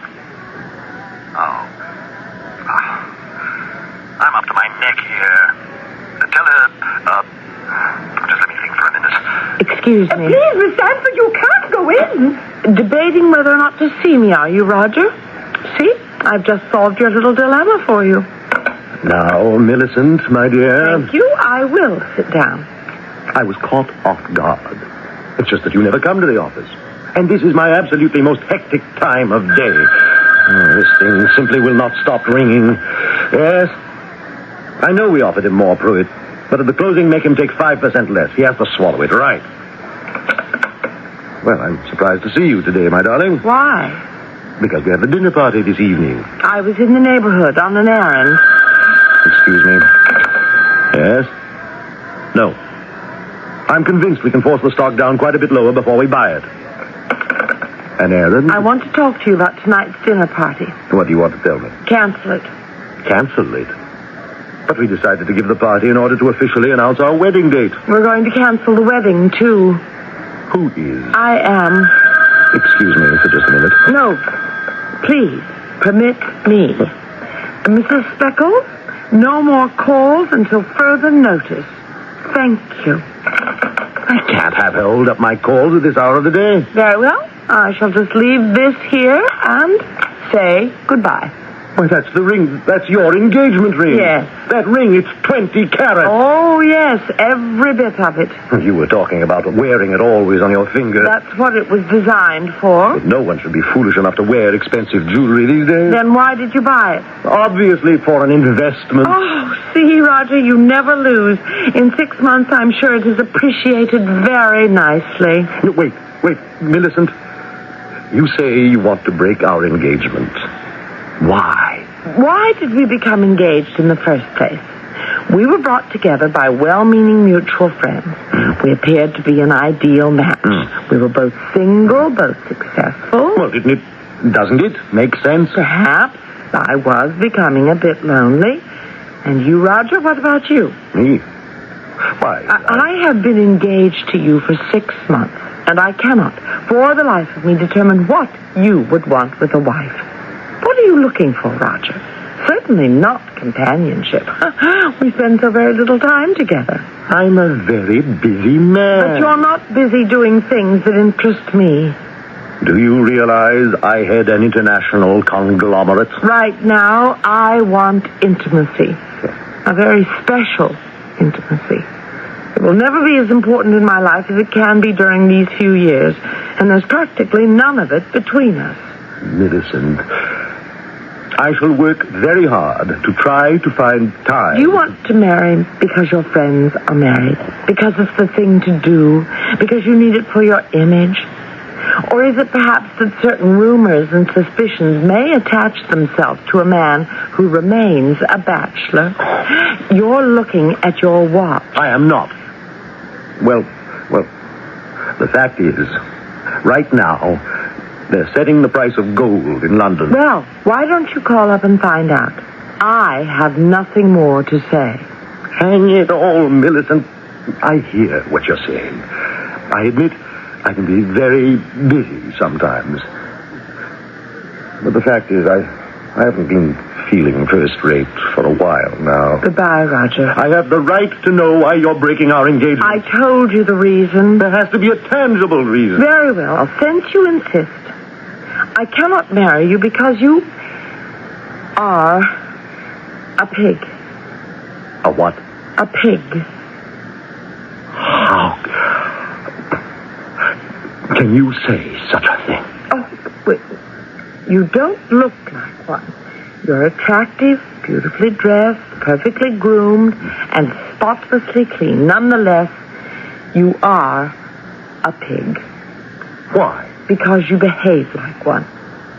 What does a pig do all day? He eats and eats. He eats anything and everything that comes his way in the barnyard. A pig is a belly that walks on 4 feet. He has only one aim in life: fill that belly. There's no need to be insulting, Millicent. You ask for the truth? What do you do here all day? You sit here snuffling like a pig behind that desk, devouring everything that comes your way. You gulp down mines, factories, hotels, oil companies. Millicent, I'm in business. So is a pig, in the business of filling his belly. You have absolutely no idea of how business is conducted. I could understand it if you got joy out of it, if you bought and built things that held some meaning for you. But all you're doing is becoming the fattest pig in the farmyard. And you know what happens to that pig one day, don't you? Millicent, I asked you to marry me because I love you. Probably. But not enough, Roger, not enough. You're looking at your watch again. I am not. It doesn't matter. There's nothing more to be said on the subject. Mrs. Speckles, it's back to business as usual. Goodbye, Roger. I'm not going to let you just walk out. Come back here. Millicent, you must listen to me. No, please come back into the office. I listen to you. What do you have to say? I can't say it out here. Mr. Skipworth's office?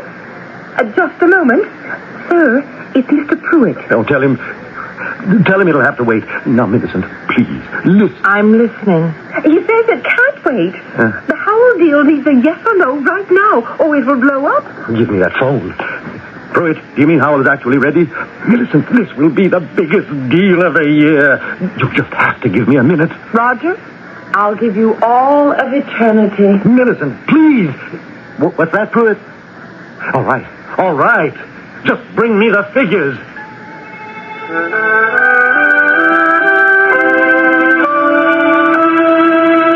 This is their annual report, Pruitt? Yes, it is, R.S. Not enough new sales activity. When we take over, we'll put in more aggressive management. Make a note of that. Yes. And another thing... Yes? Are you all right? Yes, I'm feeling fine. Just let me get my breath. You've been having little incidents like these for quite a while now, R.S. Incidents like what? You seem breathless. Your face becomes flushed. I put in a full day, Pruitt. It's now 11:30. That's right. And the real estate people are due any minute. Where's that folder? I canceled that date. For what reason? Because I thought it necessary to make another one. With whom? The staff at the medical center. What have I to do with the staff? It's time for your physical examination. Now, look here, Pruitt. No one authorized you to make an appointment for me at the medical... You haven't had one in 2 years. I'll decide when I need an exam. It's corporate policy. All executives are to undergo complete physicals once a year. You made that rule yourself. I simply do not have time at this point. You keep postponing yours. That's my affair. Reschedule the real estate people. All right. You're the boss. And see that you don't forget it. There's only one thing. What? The board of directors. You keep avoiding a physical, people start asking questions. Is he all right? Could something be wrong with him? That's nonsense. Meanwhile, you don't look too well. I tell you, there's nothing wrong with me. Of course not. So why not go to the clinic and have the doctors make it official? All right, but I can't give them more than an hour. Everyone's all lined up and waiting. Make a fist, Mr. Skipworth. You'll feel a slight pinprick. Now, how long is this going to take? Take a deep breath and hold it. I was told I would be out of here in less than... Follow this beam of light with your right eye. But you just took blood. Just relax, Mr. Skipworth. Relax. Won't you sit down, Mr. Skipworth? I'm Dr. Muller. Doctor, I've spent too much time here already. Couldn't you simply send me a report? I don't think so. Will this take time? Time? Well, Time is relative. Doctor, before we get into this, may I use your telephone? No. No. I must call my office. Someone has something very important to tell me. I don't think so. You don't think so? No one has anything more important to tell you than I do. But what's that? You're going to die.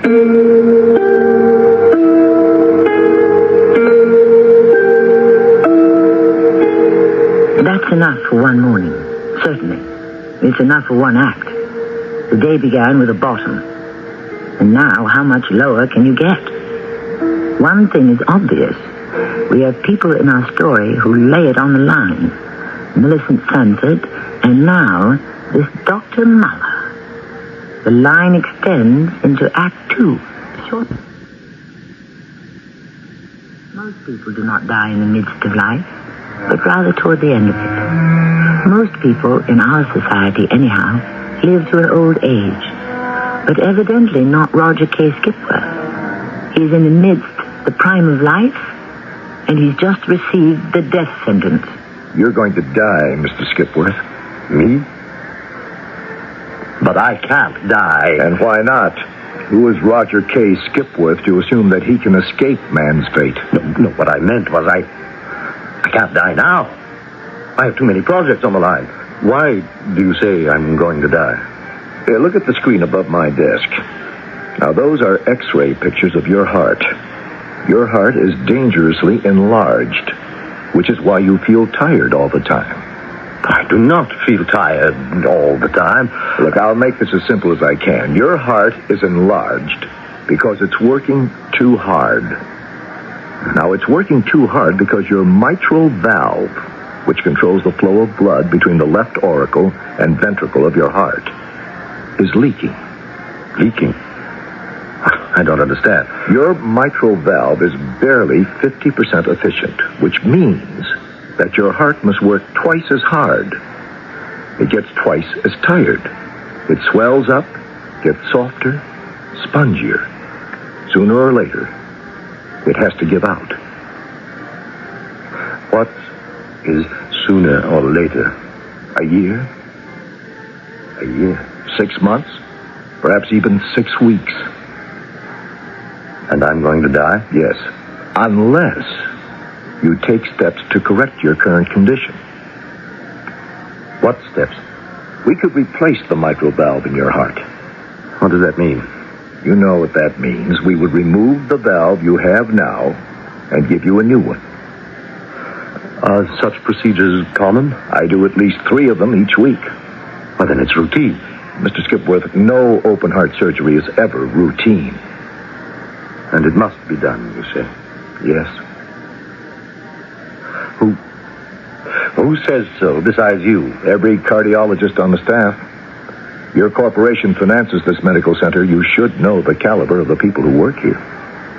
And how much time are we talking about? 10 days to 2 weeks in the hospital. Then at least a month of restricted activity at home. That adds up to 6 weeks. At a minimum. Well, how can I spend 6 weeks away from the office? Well, I'm sure your company can spare you for a month and a half, Mr. Skipworth. Do you know what can happen to me in 6 weeks, Doctor? I believe I told you. My heart can kill me. Yes, I know that. But I can also be killed in other ways if I disappear. Oh, you're not disappearing. You'll be in the hospital, and then at least... I won't be at the office, at my desk. I will not be making decisions. Obviously, someone else will have to do that for you. No one else can do that for me. If I'm alone and isolated and helpless, I can be destroyed. Are you telling me that there's absolutely no one in this world you can trust? It isn't that simple, Dr. Muller. It shouldn't be that complicated.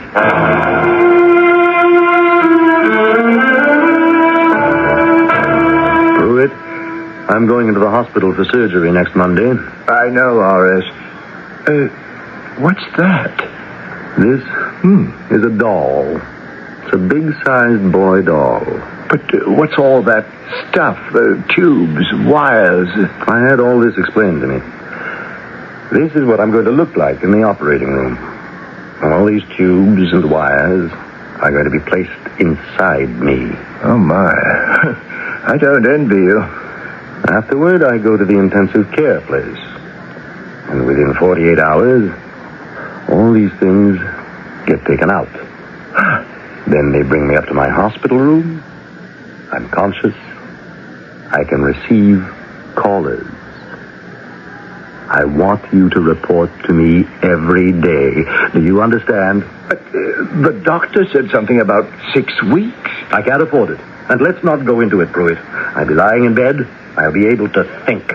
And that's all that's necessary, isn't it? Well, sir, you're the boss. That's right. Wherever I am, and however I feel, I'm the boss. And how do you feel this morning, Mr. Skipworth? How do I feel? You're pretty heavily sedated, but all the signs are good.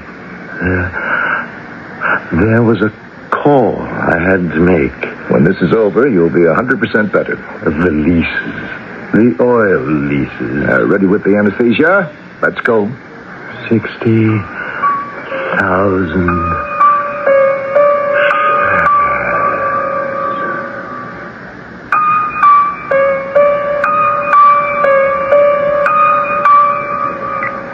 You're all right, Mr. Skipworth. You made it. Doctor. No. Don't try to talk. Phone call. Must make phone call. Not for a while, Mr. Skipworth. Not for a while.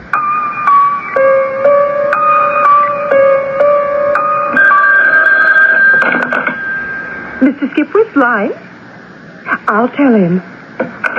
That was Pruitt. We could have the Hollowell stock. Good. Call Demarest and excuse me, but this is a hospital, not an office. Is it all right for me to examine you, Mr. Skipworth?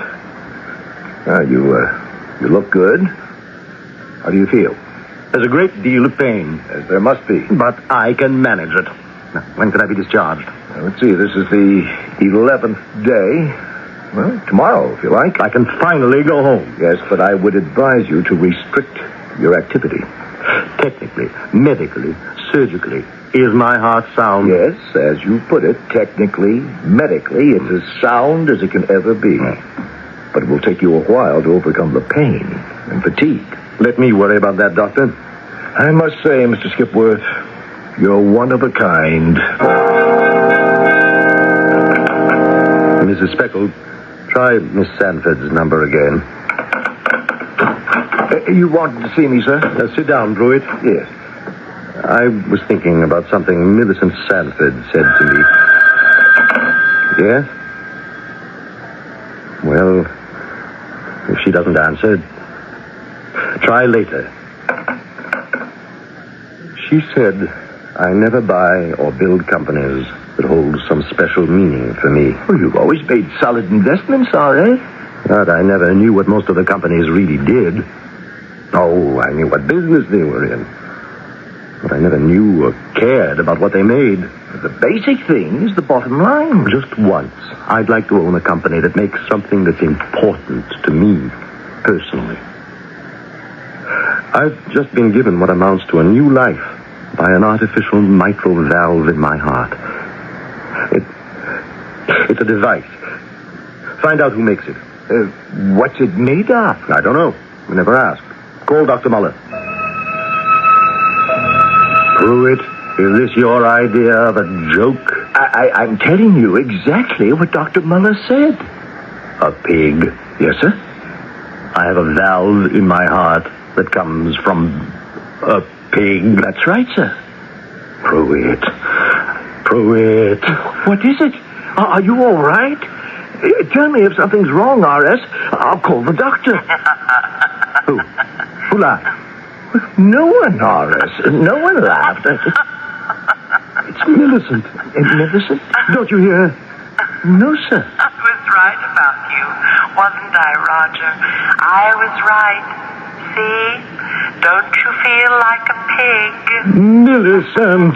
R.S., what's wrong? And inside you, aren't there all those pig-like longings?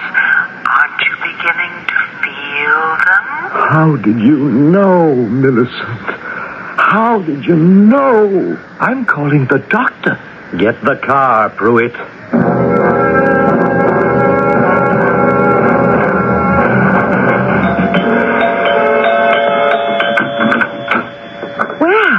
Millicent, I'm coming in. I must talk to you. I heard you had an operation. You seem to be in fine shape. Won't you sit down? Millicent, do you remember what you called me? What? You called me a pig, didn't you? Yes. Yes, I did. Why, Millicent? Well, I thought I explained it. What did you know? About what? About the piggishness of my nature. I was only remarking on your behavior. Oh, no, Millicent. It goes deeper than that. Deeper? In what way? In a physiological way. Roger, I really can't follow you. How were you able to see it? See what? Or sense it? I've never seen you like this. You're genuinely distressed. Oh. Can it be that you're human after all? Well, I always thought I was human. Completely human. Roger, can't you tell me what you're talking about? I don't know. I'm not sure. It's just something I sense. Something I feel. Explain it. I can't. Why not? Because there isn't any language for it. That is, any human language. Did you discuss this with Dr. Muller? I don't even know Dr. Muller. How did he know to do it? How did he know to do it? I do it all the time. I always use the mitral valve of a pig. I don't believe it, Doctor. You got together with her. With whom? Millicent Sanford. Sorry, I don't know a Millicent Sanford. Miss Sanford called me a pig. Well, I'm sorry to hear that. Being a strong-minded woman, she was determined to make that epithet come true. And so she, obviously, is determined to turn me physically into a pig. Mr. Skipworth, the facts. Wherever possible, we use the mitral valve of a pig. It most closely resembles the mitral valve of a human being and is practically interchangeable. I don't believe it. You're saying that installing this valve from a pig is a usual procedure? A standard procedure. I see. Then why do I feel... Why do you feel what? It's nothing. Nothing at all. I can't explain it.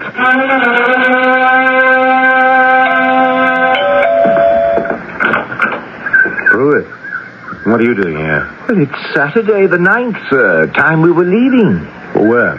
Today's the big company barbecue. I'm not at all interested. Oh, you have to put in an appearance, R.S. Why? Why? Because... obviously, it's the democratic thing to do. Pruitt, I don't give a... Oh, everybody goes to these things. And besides, if the board of directors see you there, then they'll know you're completely recovered. All right. But it's all foolishness.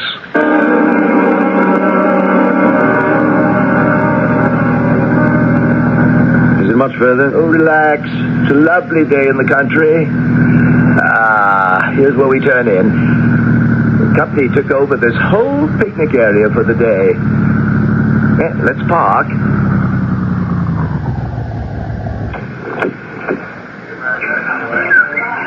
Hello, Mr. Skipworth. Ah, yes, Mrs. Speckle. I'm so glad you could come. Smell that. It's almost ready. Oh, I can hardly wait. Smell what? The barbecue. What barbecue? Oh, you can see it. Just past the table. See the pit? And those enormous 3 pigs that are being broiled? Pigs? Yes, of course. Aren't those the biggest hogs you ever saw in your life? Hogs? Oh, folks are lining up now. Oh, shall I bring you a platter, sir? What part would you like? What part of what? Of the pig, of course. Mrs. Speckle, do you think I would actually eat any part of a pig? Oh, it's delicious. What kind of barbarian? What kind of savage do you think I am? Now, R.S., you want to relax. Why don't you just go on ahead, Mrs. Speckle? Oh, yes, sir. A barbecue. A big barbecue. No, Pruitt, I have to put a stop to this.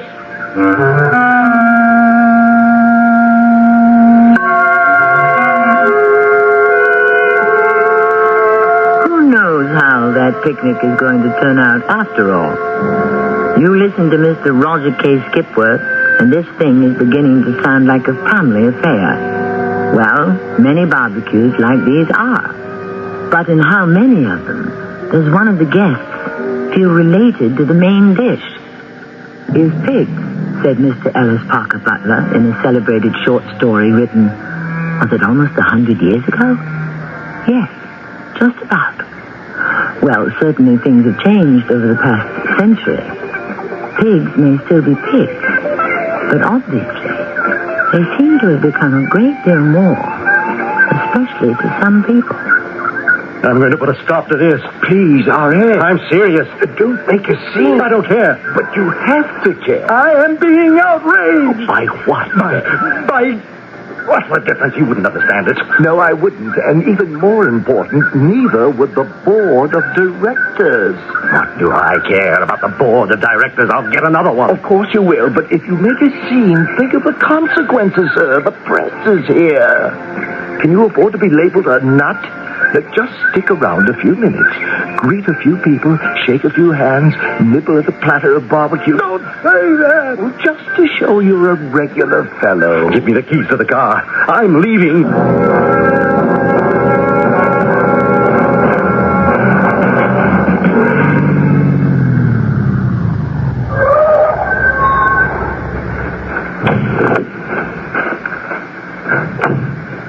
Good morning. Morning. Is this your farm? Mine and the bank's. Thinking of buying it? Do you have pigs?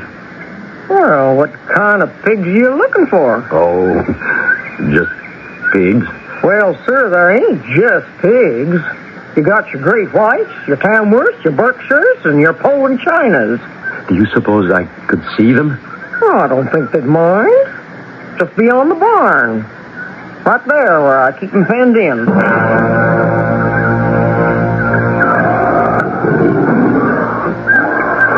You see? Each one of them sties has a colored part and an open court. And I want to tell you, I keep the place spotless. I see. Who's that one? Oh, him? He's Big Daddy. Just look at him eat. Ain't it just awesome? I'm going to enter him into the fair. He can fatten up to half a ton easy. And then? What'll happen to him? Oh, he's a Chester White. He'll go mostly for lard and bacon. Oh. And what will happen to his heart? His heart? Specifically, his mitral valve? Oh, I wouldn't know what that was. These days, they can find uses for everything. What are they all eating? Well, a lot of folks feed them slops. Not me. I give them mostly meal. Meal? You make a mash. I like bran myself. And you mix in some cooked potatoes. Sounds delicious. They like it. Mixed in some raw roots, maybe some sour whey, and now and then some coal ashes. Oh, yes. They're all so beautiful, aren't they? Yep. There's something real handsome about a pig. I would like to take them all home with me. Well, they're for sale, you know. Yes. But you see, there's the board of directors. What's that? You've been very kind. I thank you for everything. And goodbye. Goodbye to all of you.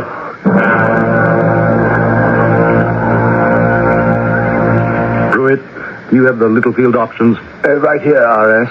Plans for the Morris merger? Being drawn up now. Let's see, what else? I have a whole list here. Oh, have you? Of course. Oh, Lord. Read it off. Are you all right, R.S.? Why wouldn't I be all right? You look tired. Oh, for some reason, I'm a little sleepy. Is it hot in here? I don't think so. I just can't, for some reason, seem to keep my eyes open. Skipworth? Roger K. Skipworth? Yes, I'm Roger K. Skipworth. Come with me. Who are you? Don't you remember me? I'm the pig lady. Oh, yes, the big lady. Come. Come with me. Where? To the farm. To the pig pen. Me? Oh, just so, Big Daddy. How'd you like to be my new Big Daddy? Me? Why not you? I got better grub for you to eat.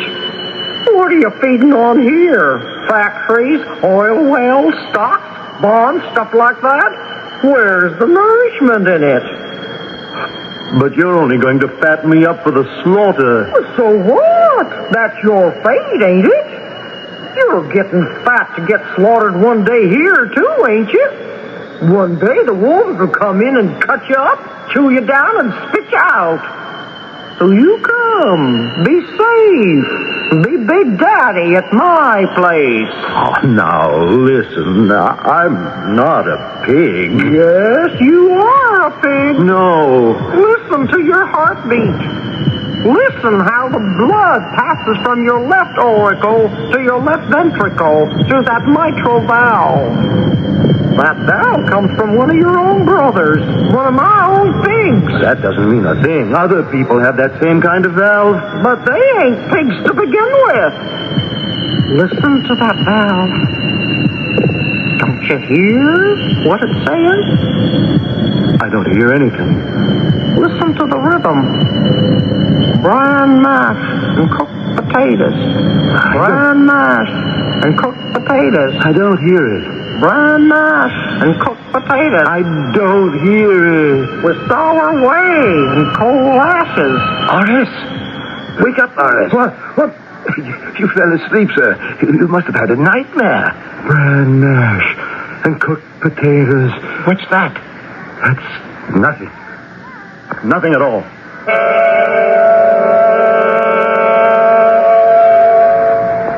Roger, I'm afraid I don't know what to say to you. Please listen to me, Millicent.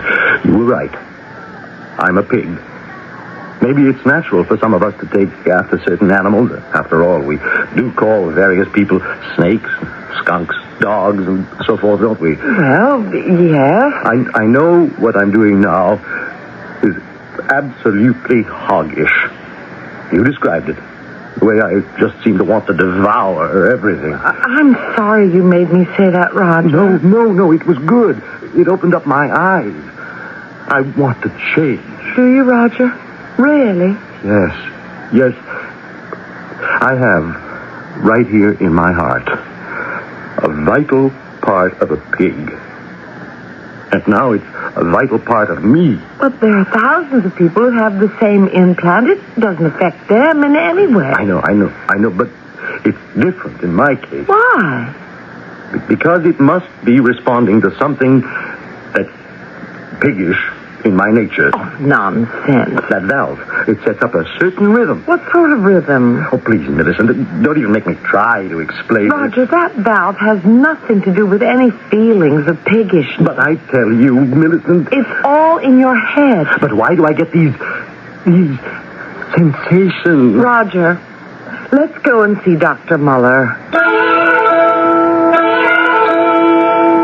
Mr. Skipworth, I told you some time ago that you were a badly overworked man, and you would probably have to pay some price in sanity for it. But, Doctor, it's so real. It can't be real. I tell you, I am responding to the pig in that mitral valve. Impossible. Don't humor me, Doctor. It's a matter of fact. You have to be able to prove a fact.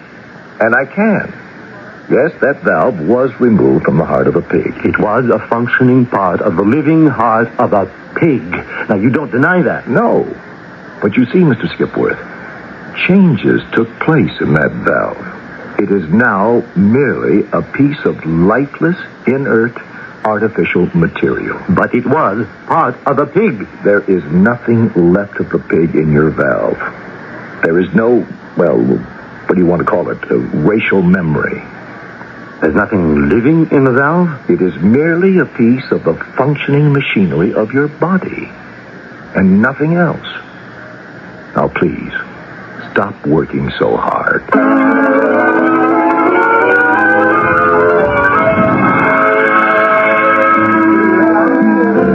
And that's what Dr. Muller said. Yes. You see, it was all a kind of reaction to the life I'd been leading. The life of a pig.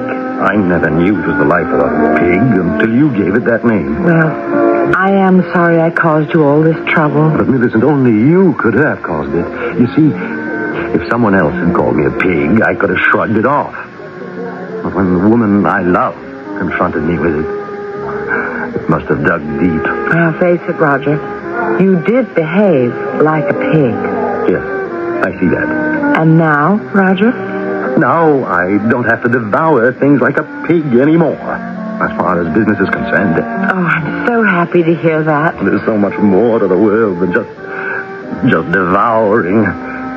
Do you know, with all my money, I've never really gone anywhere. Roger, you've traveled all over the world. But I didn't see anything. I went from airport to airport, from hotel to hotel, and all I did was sign pieces of papers, which gave me controlling interests in stores and factories and things and places I never even visited. And there's so much to see. I know. And so much to do. Let's do it all together, Millicent. I've got to get away from behind that desk. I know, Roger. No, dearest, you don't know. No one really knows. And I could never make anyone understand. All I can say is, I've got to get away from there. Because it's like being in a pigsty. Well, that's good enough. All this talk has made me hungry. Me too. I'm starved. What a fantastic menu. What would you like?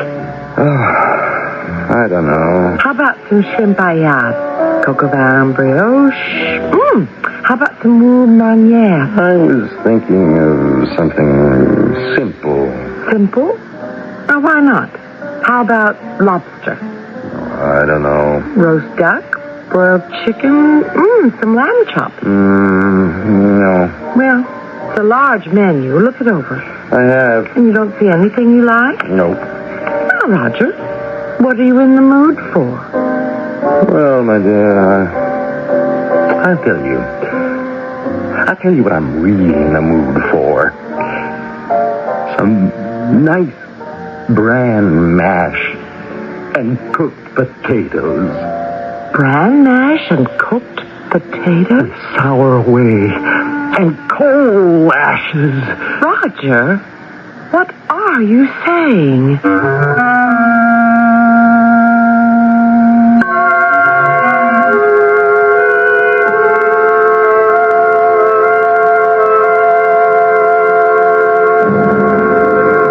What he's saying. What's the old proverb? There's no accounting for taste. And you must admit it's an interesting and probably nourishing diet.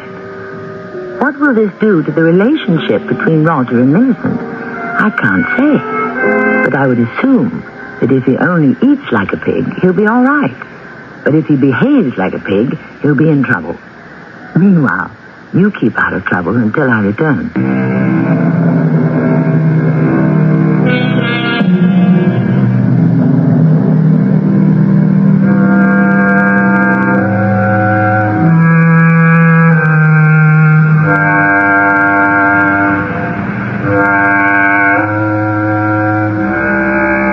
The poor, put-upon pig. His name has become a synonym for everything and everyone unpleasant. We feed him till he's ready to burst because we want to fatten him up for our own purposes. And then we call him greedy. Yes, it's always open season on a pig. But before we become too cavalier about him, it might be good to consider that of all the animals, his heart is the one that's most like our own in many vital respects. Our cast included Louis Turenne, Patricia Elliott, Joan Shea, and Sam Gray. The entire production was under the direction of Hyman Brown. Radio Mystery Theater was sponsored in part by Raven House Paperback Mysteries. This is Tammy Grimes inviting you to return to our Mystery Theater for another adventure in the macabre. Until next time, pleasant dreams.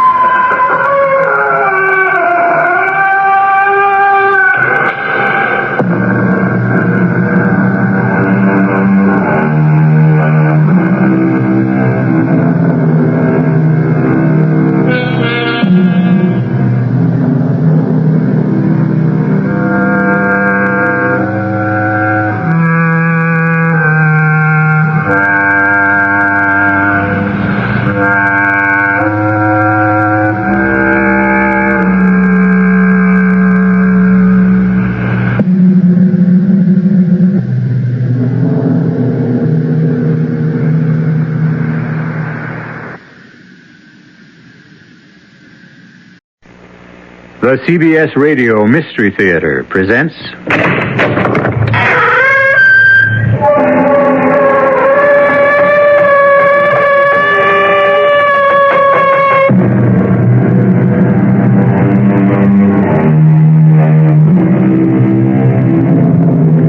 Come in. Welcome. I'm E.G. Marshall. Welcome to the world of terrifying imagination, to the world of enchantment, spells, bewitchery.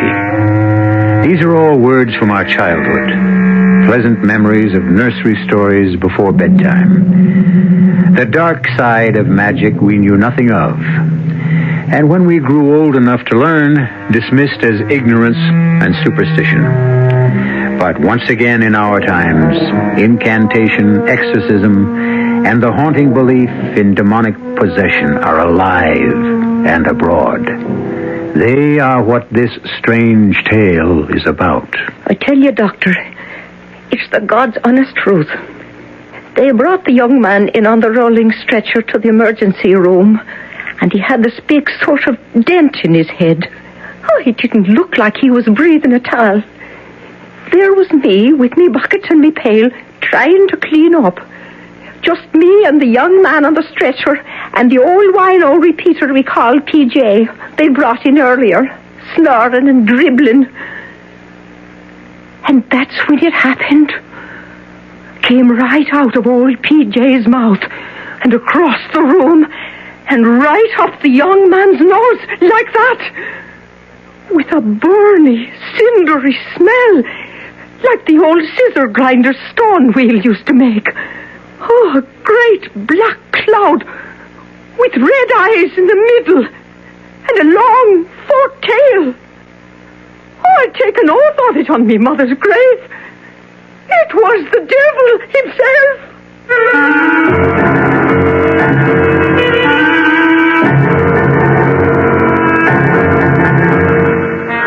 Our mystery drama, Possessed by the Devil, was written especially for the Mystery Theater by Ian Martin and stars Donald Buca. It is sponsored in part by Contac, the 12-hour cold capsule, and Anheuser-Busch Incorporated, brewers of Budweiser. I'll be back shortly with Act One. If you take a look at the new 1975 cars, it doesn't take long to notice the European influence is strong. And to be sure, there are some new American cars that rival the Europeans, one being Buick's new Skylark SR. But don't consider a Skylark SR because of its touring car interior or its rather rakish profile. Consider it because it's a Buick, possessing many of Buick's nicer innovations, like the new Buick V6, a peppery little engine that spits out a plentiful amount of torque while sipping a surprisingly small amount of gasoline.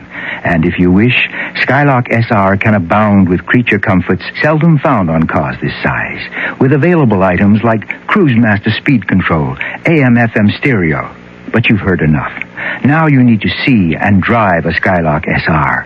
And try to remember, it's not a European touring car. It's a Buick. Buick, dedicated to the free spirit in just about everyone. Who knows how to help you solve your shopping problems? Your Better Business Bureau knows. Oh, dear. All of this furniture is so beautiful. Look at this beautiful leather chair and this gorgeous oak table. And the prices are so low, I don't know which one to buy first. I'll help you, madam. But who are you? I'm the man from the Better Business Bureau. Listen carefully. New federal regulations require that furniture be properly labeled, describing what it's made of, plastic, wood, veneer, and so forth. Be sure to read the labels on the furniture. They'll help you. Oh, I see. Why, look, the label on this marble table says made of marble dust. No wonder it's cheaper. Oh, thank you for telling me. Think nothing of it, little lady. Just passing along another consumer tip from your Better Business Bureau.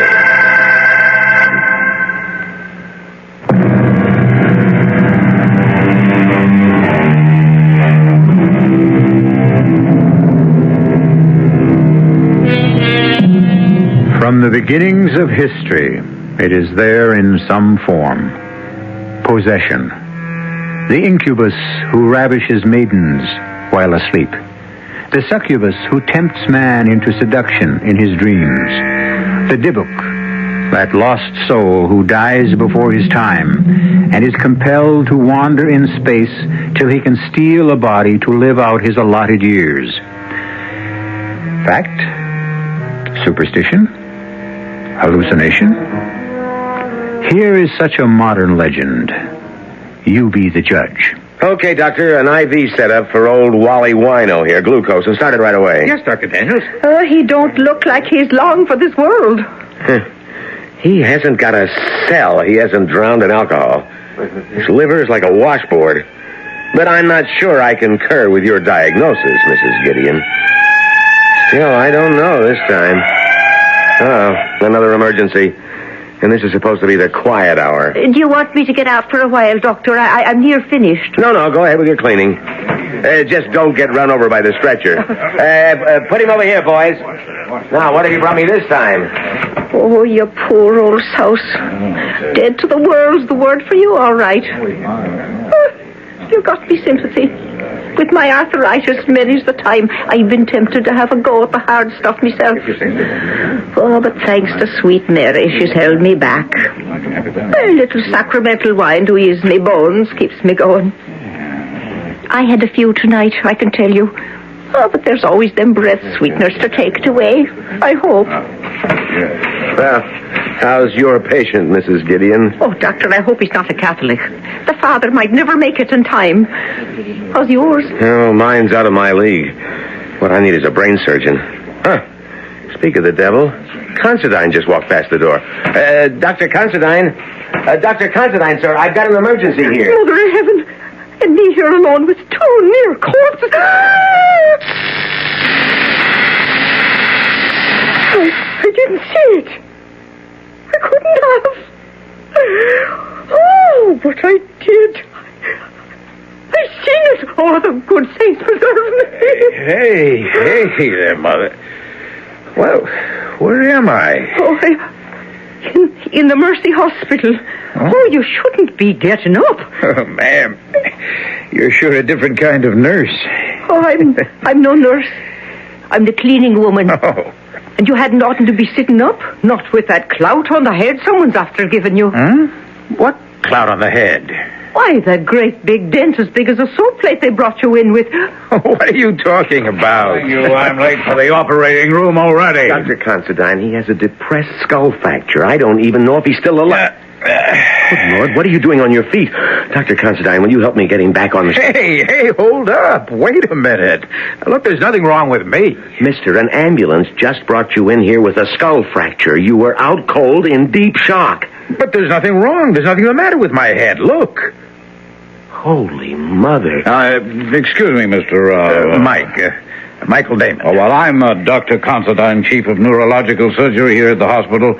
Would you mind sitting down on this chair for a second and letting me check you out? Well, sure, Doc. Look, I've got to admit I don't remember how I got here to the hospital, so maybe you ought to have a look at me. Mrs. Gideon, what's the matter with you? You look like you just saw a ghost. It wasn't no ghost, sir. Dr. Daniels, get over here. Yes, sir. Would you mind casting your eagle eye over the back of this young man's head and show me one scintilla of evidence of skull fracture or concussion? Doctor, all I know is Jake Bronstein brought him in on the wagon and he had a decompressed area you could have laid your hand in. That's right, sir. I saw it myself. Someone here has been drinking. Daniels, look, if this is your idea of a joke, No, never mind. We'll discuss this later. Mr. Damon? Yes, Doctor? For your own protection as well as the hospital's, may I suggest that we take some x-rays of your head? Oh, nurse. Yes? You can let Dr. Daniels take over on the IV with the old man. And wheel Mr. Damon straight to x-ray. I want a full set of head plates. Yes, Doctor. Now, Mr. Damon, there are a couple of questions I'd like to ask you. Excuse me, sir. Dad? Mike? Are you all right, son? Oh, I feel fine, Dad, except for a headache. Oh, Dr. Considine, this is my father, Reverend Damon. Oh, How do you do? Nurse, can we get going? Yes, Dad, what happened? How did I get here? Well, perhaps you can explain, Reverend, as we walk along. I want to get to X-ray. Well, I wish someone could explain to me what happened. I can, sir. Let me check the IV on old PJ. Wait a minute. What is it, Doctor? PJ here. He's bought it this time. Oh, this is not my night. We might have pulled him through.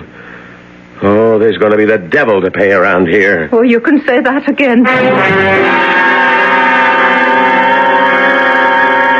It's the God's truth, Dr. Considine. Came right out of the old man's mouth and across the room and up the young man's nose like that, with a burning, cindery smell like the old scissor grinder's wheel used to make. A great black cloud with red eyes in the middle and a long forked tail. Oh, I'd taken off on me mother's grave towards the devil himself. Yes, Mrs. Gideon, I think you can leave the medical discussion to us, and I'm sure you have important work waiting. Oh, bless us. I left me pail and mop there. I hope nobody's been after stealing that mop. It had a brand new head on it. Well, at least I know now where the smell of alcohol came from. I can't blame you for that, Daniels. But I just can't accept it. In an emergency room, you concentrate on a seemingly healthy patient while you lose a really sick old man. PJ was a repeater, Doc. He's long overdue for uremic poisoning or cardiac arrest. But this young guy, Damon... Well, complete your sentence. I was just thinking... That magnificent body, physically way above par, and the injury I thought I saw, well, would have left him a vegetable for the rest of a long life if we'd pulled him through. What injury? That depressed fracture. Most of the brain should have been injured beyond repair. You say what you thought you saw. Apparently you didn't see anything. You heard Mrs. Gideon back me up, Doctor. Come in. Oh, it's the wet plates, Doctor, from X-ray. Light up the viewing fields, Daniels, and let's have a good look.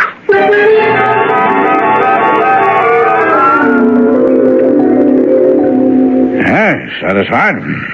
Well, sir... Oh, somebody gave him a knock on the head, all right. There's some exterior evidence of that, but of any fracture? None I can see. Well, you're the doctor of record. Shall we send him home? I see no reason not to. Okay. Now I'd better get up to OR.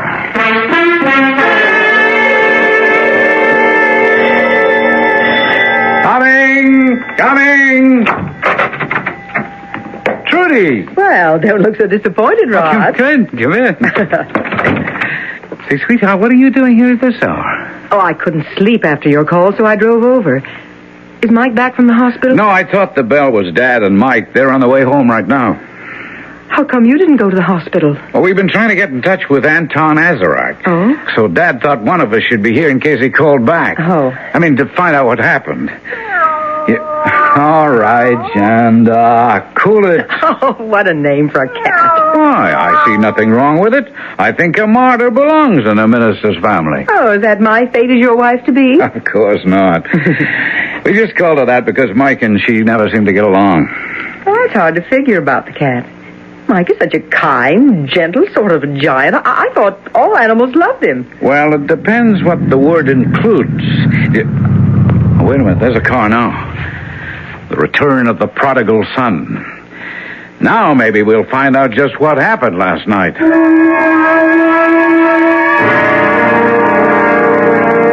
And that's honestly all I can tell any of you. You were making a fresh fire in the fireplace at 5:30 in the morning and straightened up too fast and knocked yourself cold on the underside of the mantelpiece? Well, what other explanation is there, Rod?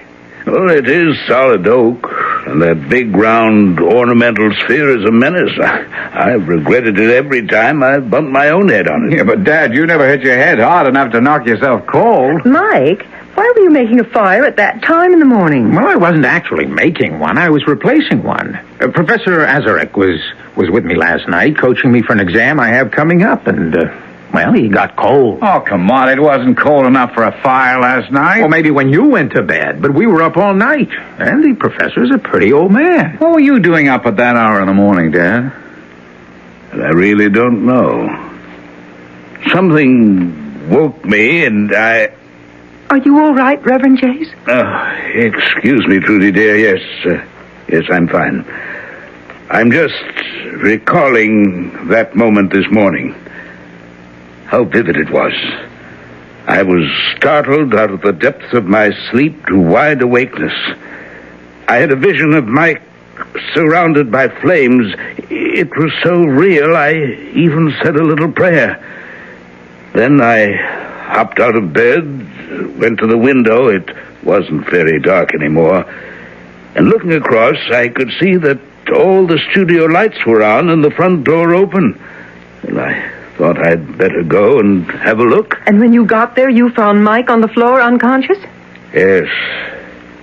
Lying on his face, white as a sheet, and deathly cold. Oh. Yeah, but what made you call the hospital? It's not like you to panic. Well, I realized that, but the back of his head looked as though he'd been felled by some superhuman mailed fist. It was all bent inward. I thought the hospital said Mike was all right. Oh, I am, Trudy. A clean bill of health. Nothing to worry about.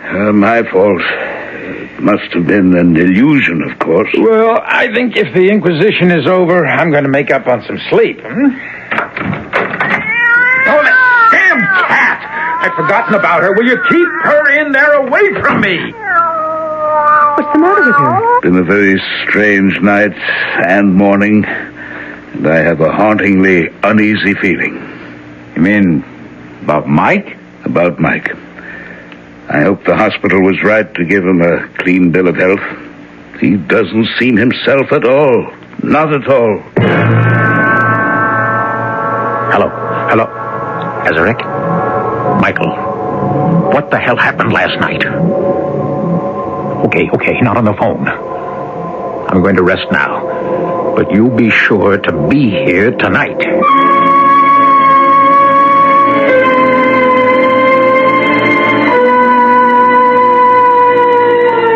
So far in our modern legend, we have caught up with superstition, witches, magic, both black and white, enchantment, spells, abracadabra.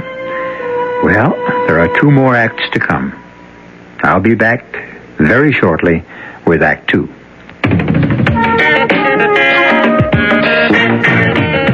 When you say Budweiser, when you say Bud, you've said a lot of things nobody else can say.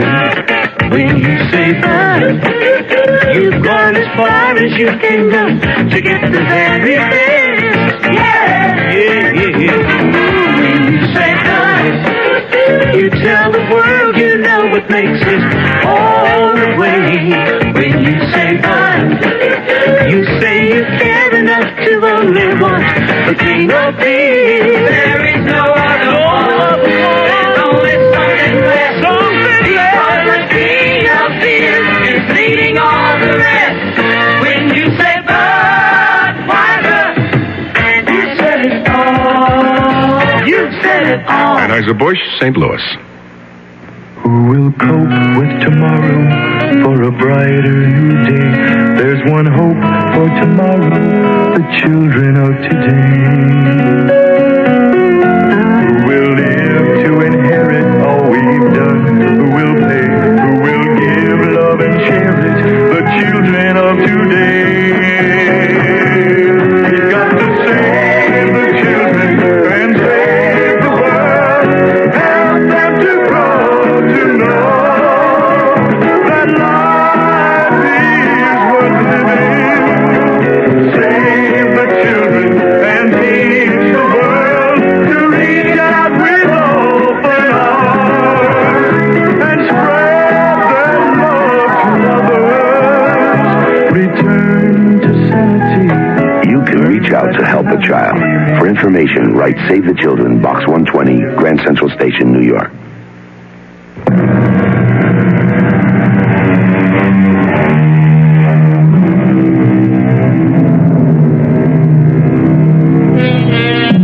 A young man rushed to the hospital with a depressed fracture of the skull, which should have mangled his brain. A chronic drunken repeater back in emergency on the edge of fatal acute alcoholism. And an aging cleaning woman who thought she saw a malign spirit pass from the drunk to the young man. Now, apparently in full health, we'll be able to appraise just how healthy the young man who made his remarkable recovery is. Be right there. Professor Azarick, please come in. Must you be so formal? After last night and today, I'm taking no chances. Maybe with your superior intelligence, you have no worries about our abortive attempt at Satanism. But I have. Look, I was the victim, and since a crack on the head denied me any knowledge of what happened, I'm only hoping you can give me the straight goods. The straight goods. A peculiarly inept term for what we are engaged in, my brother in Satan. Damn it, it's not a deal in semantics, Anton. Now, what happened after I summoned up the fiend? I mean, how did you escape, and how could I have been harmed? As long as I was safe in the magic triangle within the circle. I warned you to keep your feet still. If you touch any part of the circle itself or the triangle within it, you are at the mercy of all the devils in hell. And if I'd known what I was getting into when I picked your philosophy course, I'd have quit. You made the mistake of not realizing how vulnerable your soul was as the son of a minister. All right. I'm not crying over what happened. I just want to know what it was. Now, where was I? By the fireplace, lying prostrate. The way you fell after he hit you. Who hit me? The devil you summoned. But where did he appear? Outside the circle here. The inner or the outer? Beyond the outer, of course. There was water scattered between the circles, and the wolfsbane scattered through it. And within the circle, you had the brazier burning. Everything as you ordered it and arranged it. Yes, but... But what went wrong? Your ego. My ego? What does that mean? You lost your head. Or at least almost did. This was a simple experiment by someone who seemed a true psychic to raise a minor antichrist. The motive was strong enough to create belief. Or at least the hope of belief. You wanted a familiar to procure your brother's woman for you. Beshal, you were to call forth. Why did you call on Ashtaroth, a giantess beyond your control? I don't know. Look, do I have to explain? No. Ever since you became my disciple, you told me that you have lusted after the woman your brother brought home as his bride. The only thing I've never been able to take from Rod whenever I wanted.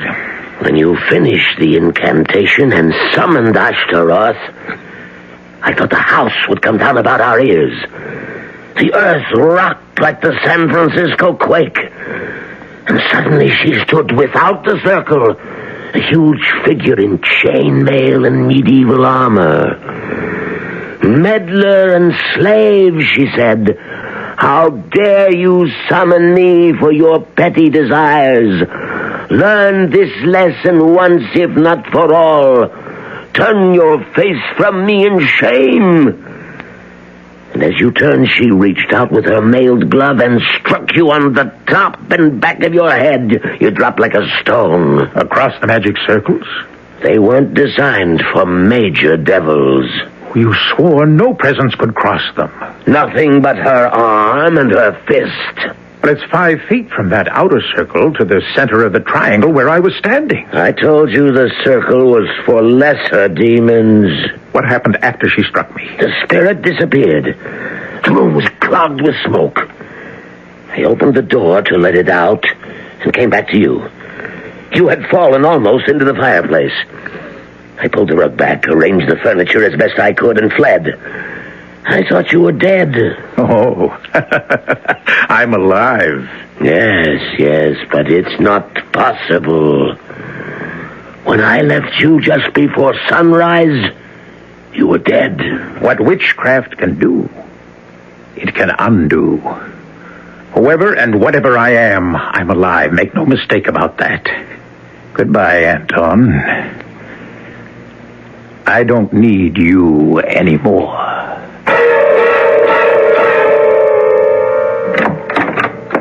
Oh, hi, Trudy. I thought you'd gone with Rod and Dad. Hello, Mike. I thought you were over in the studio. We ran out of beer. Ah, you're out of luck. Rod's bringing some home. Well, I found something more refreshing. What? You. Oh, if you'd waited just a little longer, you'd have found me anyway. I was going to wander over to the studio and visit you. Oh, so that's why you stayed home. Oh, don't be silly. Someone had to wash the dishes. As long as I'm house guest, I thought I ought to do something for my keep. Well, you're staying here tonight? 1 whole week. Mom went up with Pops to his 35th class reunion. And they figured that with one full-fledged minister and a recent hospital dropout, I was suitably chaperoned. Safe as a church, huh? Rod and Dad say when they'd be back? Not till pretty late, I guess. Pretty rough section of town. That's why Rod insisted on going along. What's the occasion? That's one of your father's oldest parishioners. I guess the old lady is dying. She asked for the minister. Well, her loss, my gain. What? Oh, nothing. It's just a stupid joke. You said you wanted to see the studio? Oh, yes. Would you mind? Mind? Look, I'm out of beer, but I've got some champagne that's begging to be what it is. Oh, what is it? A split. Just right for sharing. Shall we go?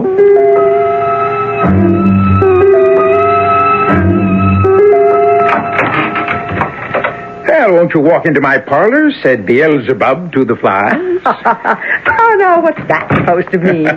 That is the advantage of a classical education. Uh-huh. Beelzebub, god of the Philistine city of Ekron. You know, he was known as the Lord of the Flies. Why? Well, now there you've got me. Well, he sounds horrid. Well, he wasn't very popular with Christians. In fact, they called him the Prince of Devils. Lord of the Flies. Ooh, it gives me the creeps. Here's something to chase your creeps away. Oh, I don't want that, Mike. It goes right to my head. Oh, just a sip.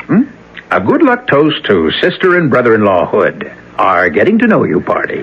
Well, far be it from me to be a party pooper. There's nothing more cozy and reassuring than a room full of books. What's this section here? Oh, that's the main reason I needed Dad's particular library since my exam was in metaphysics. The Black Arts, The World of Witches, Essentials of Demonology, The Satanic Mass. Oh, it's a strange collection for a minister. Well, it's always good to know your enemy. You know, Dad's quite an authority on the devil and his work. And you? Are you thinking of becoming a minister, Mike? Me? No. Perish the thought. No, my philosophy is too easy for that. I long ago decided that if you can't fight 'em, join 'em. I mean, can't you see how evil I am? Tempting you with spirituous beverages, coaxing you here to my lair, and now, having anesthetized my prey, making ready to spring. I don't think you're being very funny, Mike. Oh, is this where you hit your head? Oh, yes, so they say. No, I wasn't being altogether funny. What do you mean? Trudy, have you any idea how jealous I am of my older brother? Of Rod? Why? A month ago, or whenever it was, they turned up with you. My first thought was, why couldn't I find something like that? That's very flattering, Mike. But you're a little young for the big step. Not so young as you think. Perhaps. I don't care what you and Rod have been to each other. It was me you wanted. Still want. Only you're afraid of breaking your word. This is a joke. It's no joke. Mike, let go of me. You wanted me from the moment you laid eyes on me, just as I have you. Oh, you've been reading too many naughty books. Don't laugh. There's nothing funny about this. No, not really. offensive. You're afraid of me. Don't be silly. Afraid of yourself. Now that really is the last straw. Test it. Fasten your mouth to mine. Wind yourself about me. Try forbidden love, and it will never let you go. No, Mike, let me go. You're hurting me. Oh, that's Rod home with your father. If you won't let me go, I'll scream. What are you going to tell them? Nothing. Nothing. I wouldn't want them to know what a pig you are. I think that blow on the head must have done more damage than you think. Mike, you better see a psychiatrist. Hi, Rod. Dad. Well, we didn't expect you. Astaroth.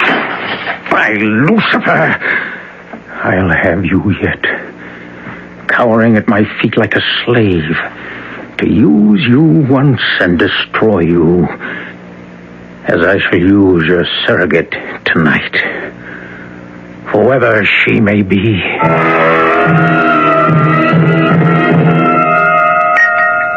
Oh, dear. How bestial. What, Reverend Damon? Just something that happened to a girl on the other side of town. Let me see. Raped? Oh, awful. Well, now you got me going. You too, John? Well, since you can't read, I'll read it to you. The body of Elizabeth Migler, 21, was discovered in Marsden Park today by a passerby. Although it was later determined the girl had been raped, the strange features of the case are that she was not robbed, and as though by some ferocious animal, tooth marks showed that her throat had been literally ripped to pieces. Good Lord. Where is Marsden Park? Clear over the other side of town. When did it happen? Night before last. Morning, all. I hope breakfast is all ready. I'm famished. What's wrong with that cat? Oh, it's beginning to bug me. A lot of things are beginning to bug me. What'd you say, Holly? Nothing, Rod. I don't think I'll have any breakfast this morning. I don't feel like eating. No, Rod, please, don't come with me. I'd rather be alone. Lovers' quarrel? Look, will you just take out, brother mine? It's none of your business.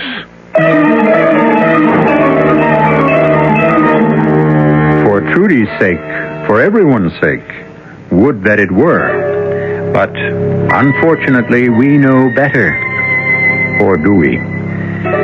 The crime happened miles away, and the devil that may possess Mike is there only on the evidence of a tipsy charwoman. Who summons the devil never calls for him in vain, and once met, few are lucky to get rid of him again. I'll return shortly with Act 3. Give your hand to a friend. Give your heart to your love. But give your cold to contract. The sooner the better. A common cold is a rotten thing. You miss so much. Sneezing, drips, and congestion can drag you down. Then, ask yourself the contact question. 6 or 3 or 1? You'd need 6 cold tablets, 2 every 4 hours, or 3 ounces of Cold's liquid, 1 every 4 hours, or just 1 contact for up to 12 hours continuous relief of those symptoms. That's daytime, then nighttime relief. Both the others have things for aches and fever, and the liquid, something for coughs. Not found in Contact 600 Tiny Time pills. Give your cold to Contact. 6 or 3 or 1. Take Contact. Only as directed.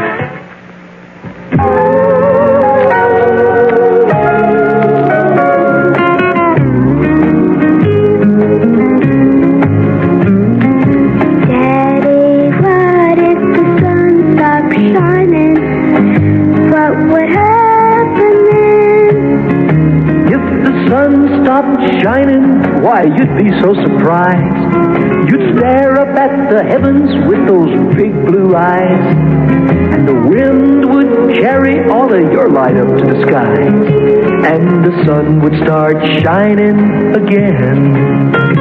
And the sun would start shining. You can help make the sun start shining again through the United Nations Children's Fund. This is Bill Anderson, asking you to be generous when the neighborhood youngsters come to your door to trick or treat for UNICEF this Halloween.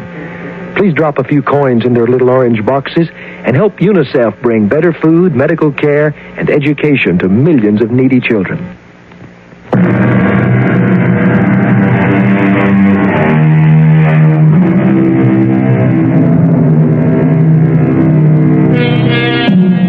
In the kitchen of the Damon house, Rod glares angrily at his brother, who shrugs it off and goes to the refrigerator for orange juice. A troubled Reverend Damon eyes both his sons as he closes and folds the tabloid in his hands, as if it were just as unclean as it is. Rod, unchallenged by Mike, breaks the silence first. I better go on upstairs and check on Trudy. Well, she said she wanted to be alone. Look, will you stay out of this? Well, I'm not even in it. Just an objective comment. So keep it to yourself. Now, come on, Rod. I didn't mean to butt in. Catch me up. What's all the hostility about? No hostility. Just a reaction to a peculiarly unpleasant crime. I think I'll go up and apologize to Trudy for spoiling everyone's breakfast. That's a good idea, Dad. If I can leave you two alone. Well, I have no quarrel with anyone. No, forget it, Dad. I just got upset over Trudy. I shouldn't have jumped on Mike. Well, then, let me see if I can make our future in-law a little happier in our house. What happened, Rod? Oh, it all started over this tabloid story about some poor kid who got raped and mangled in Marsden Park. Oh? Here, read all about it. Kind of gruesome, all right. But there's one of these every day. Yeah, but not in such gory detail. It really got to Trudy. I've never seen her upset like that. I mean, so subjectively involved. Oh? What do you suppose triggered that? Oh, I don't know. I just sure wish I did. Maybe it's better to let sleeping dogs lie.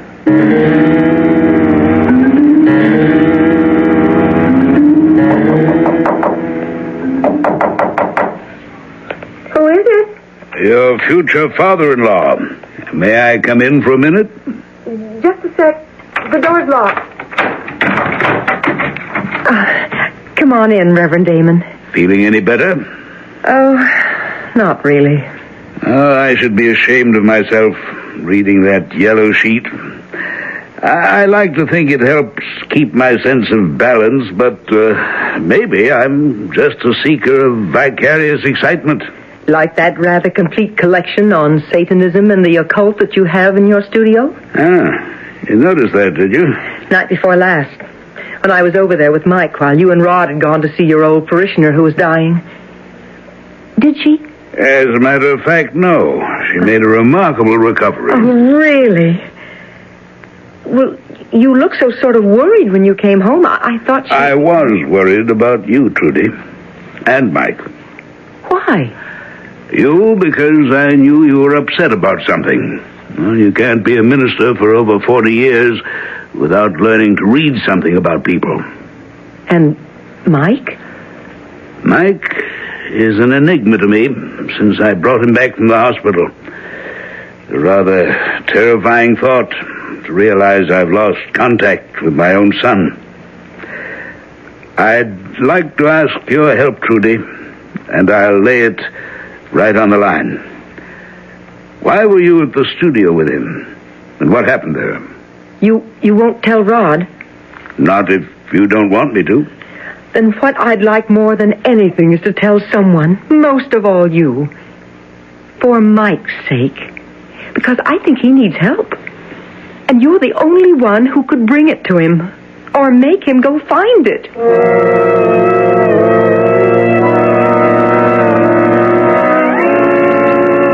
Well, Reverend Damon, this is a pleasure. I'm on my way to a class. Can we talk as we cross campus? Yes. Just, what is the name of your course that Mike is taking? Philosophy. Perhaps more specifically, metaphysics.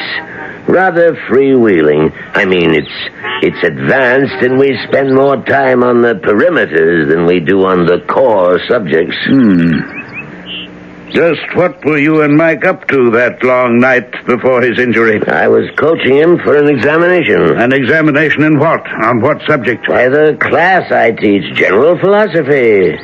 And you left before Michael was hurt? Oh, good Lord, yes. Would I have left the boy if he were injured?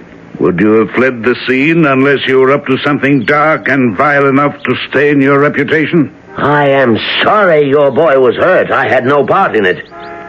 And I resent your holier-than-thou accusations. If you'll excuse me, I have a class waiting for me.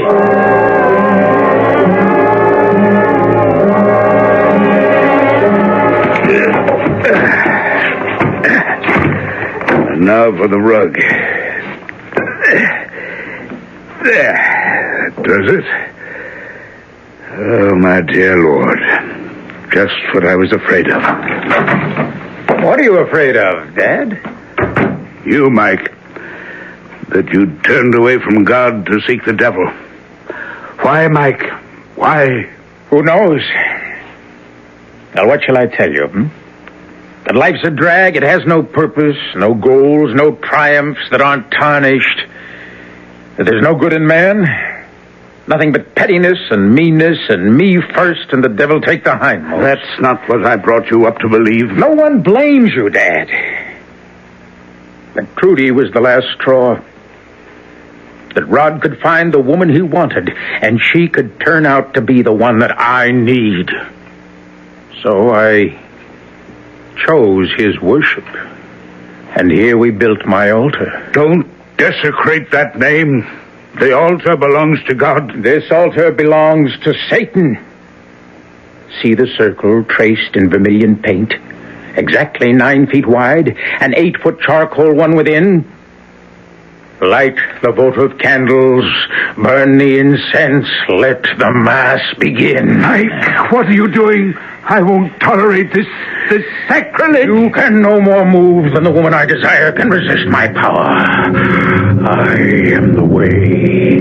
I am the darkness. I am the truth. Lord of the universe, whom the winds fear. I am he whose mouth ever flameth. You answer me. The I in hope, the boneless one that did create the darkness and the light. Thee I command to serve me and send me the woman I desire. Trudy, don't come in here. But the rain. What's going on here? Rod, it's your brother. He's gone mad. Spawn of the outer world. Stay back. Stay back. Or I will smite thee dead where thou standest. Leave except the woman who is mine. Dad, what's going on? Look out. He's going for Trudy. Now look, Dexter. Oh, he has a knife. Would you murder your own brother? Okay, that's enough fooling around. Don't you know I could always take you? Oh, Rod, I hope you haven't hurt him too much. Oh, don't worry, baby. He always had a glass jaw. He had something more perishable than that. Call the hospital. And better tell them to bring a straitjacket.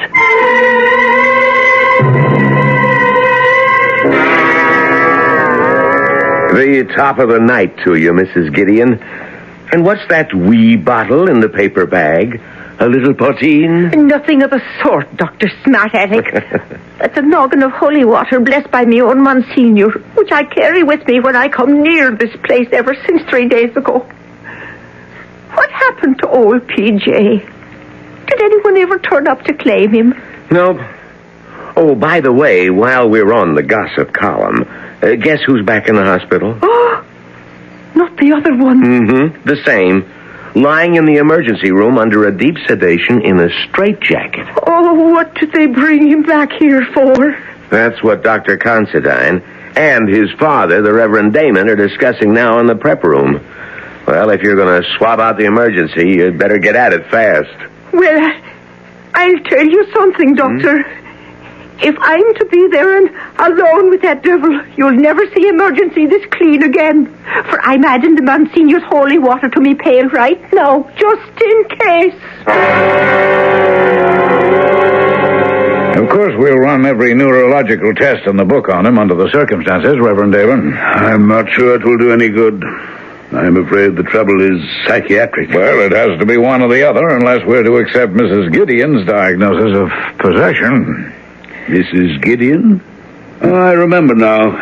She was one of the people, like the intern, who remembered that they thought they saw considerable skull compression. Which never existed, believe me. Just an illusion like Mrs. Gideon's. What was Mrs. Gideon's illusion? Well, I'm afraid she'd had a drink or two, and she had some wild story about a black devil streaming out of an old dipsomaniac who was also in the emergency room and being sucked up through your son's nostrils. I'm really even embarrassed to mention such nonsense. Come in. Excuse me, Dr. Considine, but the patient is coming too. Mr. Damon? Yes, sir. He's still in the straitjacket. I think, Reverend, if you don't mind, until we see what state he's in. I don't mind. You might as well both know that the police are by now well aware that my son was responsible for the violent death of a young woman the night before last while under the possession of whatever devils or devil owns him. Shall we go? By Nergal and Tammuz and Belphegor, no one can hem me in. I am Belial, Lord of the Flies, and your bonds cannot hold me. Good Lord, he's out of the straitjacket. I'll get help. What's going on here, Mrs. Gideon? Oh, the Lord preserve us. It's the devil incarnate. Oh, stay away from him, Doctor. He'll burn you to a crisp with his fiery breath. All of you, stay away from him. Leave him to me. Michael, my son. Call me not by that filthy angel's name. Stay away, old man, for I carry death in my hand as a sword. Michael, I warned you. Oh, you minister man of the cloth. Get back! Get back! What happened? Oh, sure it was the Monsignor's holy water. It's as strong as life. Michael, no. All right, boys. All right, Daniels, you're too late. What? Excuse me, Reverend. Let me see. Daniels, come here. Yes, sir? Was that the depression you were talking about when this man was first brought in? Yes, sir. That's what I thought I saw. Well, at least it's what we all see now. But how? I haven't any answers. I only know...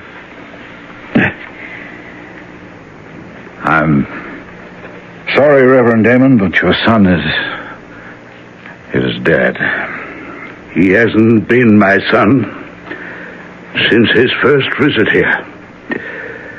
The mercy of God is that whatever possessed him died with him.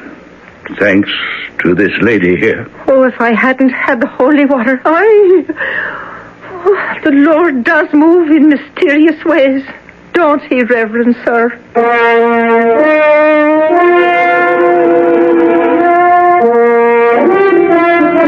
In mysterious ways and kind ones. What a field day the Reverend Damon's tabloids might have had if Michael had ever come to trial for the death of that poor innocent girl. Innocent. Perhaps that's the theme of this dark history. If Michael had been less innocent, and had had the guts to be less self-interested and bored, how different his world might have been. But that's the answer, isn't it? We all make our own world. We can't rely on anyone else to make it for us. I'll be back shortly. Here's a medical puzzle. A person has a deadly disease, yet leads a normal life. How is it possible? The answer is chemotherapy. Through this treatment, thousands of cancer victims regain active, productive lives despite their cancer. Many of these people can continue in their jobs for years, while the anti-cancer drugs, which we call chemotherapy, control their disease. But many types of cancer remain difficult to control. Through research, the Chemotherapy Foundation is stimulating the development of new drugs. More types of cancers will someday be controlled. The question is not if, but when. You can help by contributing to the Chemotherapy, that's Chemo, C-H-E-M-O, Therapy Foundation, Box 8, New York, New York, 128. That's the Chemotherapy Foundation, Box 8, New York, New York, 128. This is a public service message from the Chemotherapy Foundation.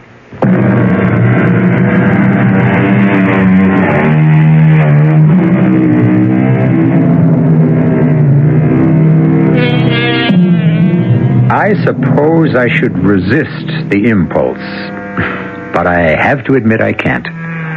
It's one of the rewards for being host, particularly with guests who can't answer back, at least directly. So just for once, a homily. Reach out and find life. Take it and make the most of it. For if nothing else, our story proves to the hilt the oldest of adages.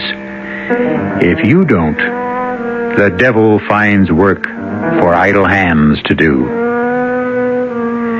Our cast included Donald Buca, Joan Shea, Ian Martin, Guy Sorrell, and Leon Janney. The entire production was under the direction of Hyman Brown. Now, a preview of our next tale. No trouble, though. He went numb pretty fast. I thought he would. He wanted me to give you a message, but then he couldn't remember what it was. And he thinks you're some kind of a warden. Poor man. You know, Mr. Z, I didn't much like it inside that room. You knew you were coming out. Who ever dreamed up the black room anyway? I've no idea. Somebody must have. There's always been a black room, far as I know. Hell of a place. Yes. How long will he last, do you think? Matter of days. Weeks, possibly. Then what? He'll go mad. Or die. Wonder what he's doing now. Oh, counting by twos, then by threes, then by fours. Anything to keep from thinking. That's what they all do. Radio Mystery Theater was sponsored in part by Buick Motor Division. This is E.G. Marshall inviting you to return to our Mystery Theater for another adventure in the macabre. Until next time, pleasant dreams.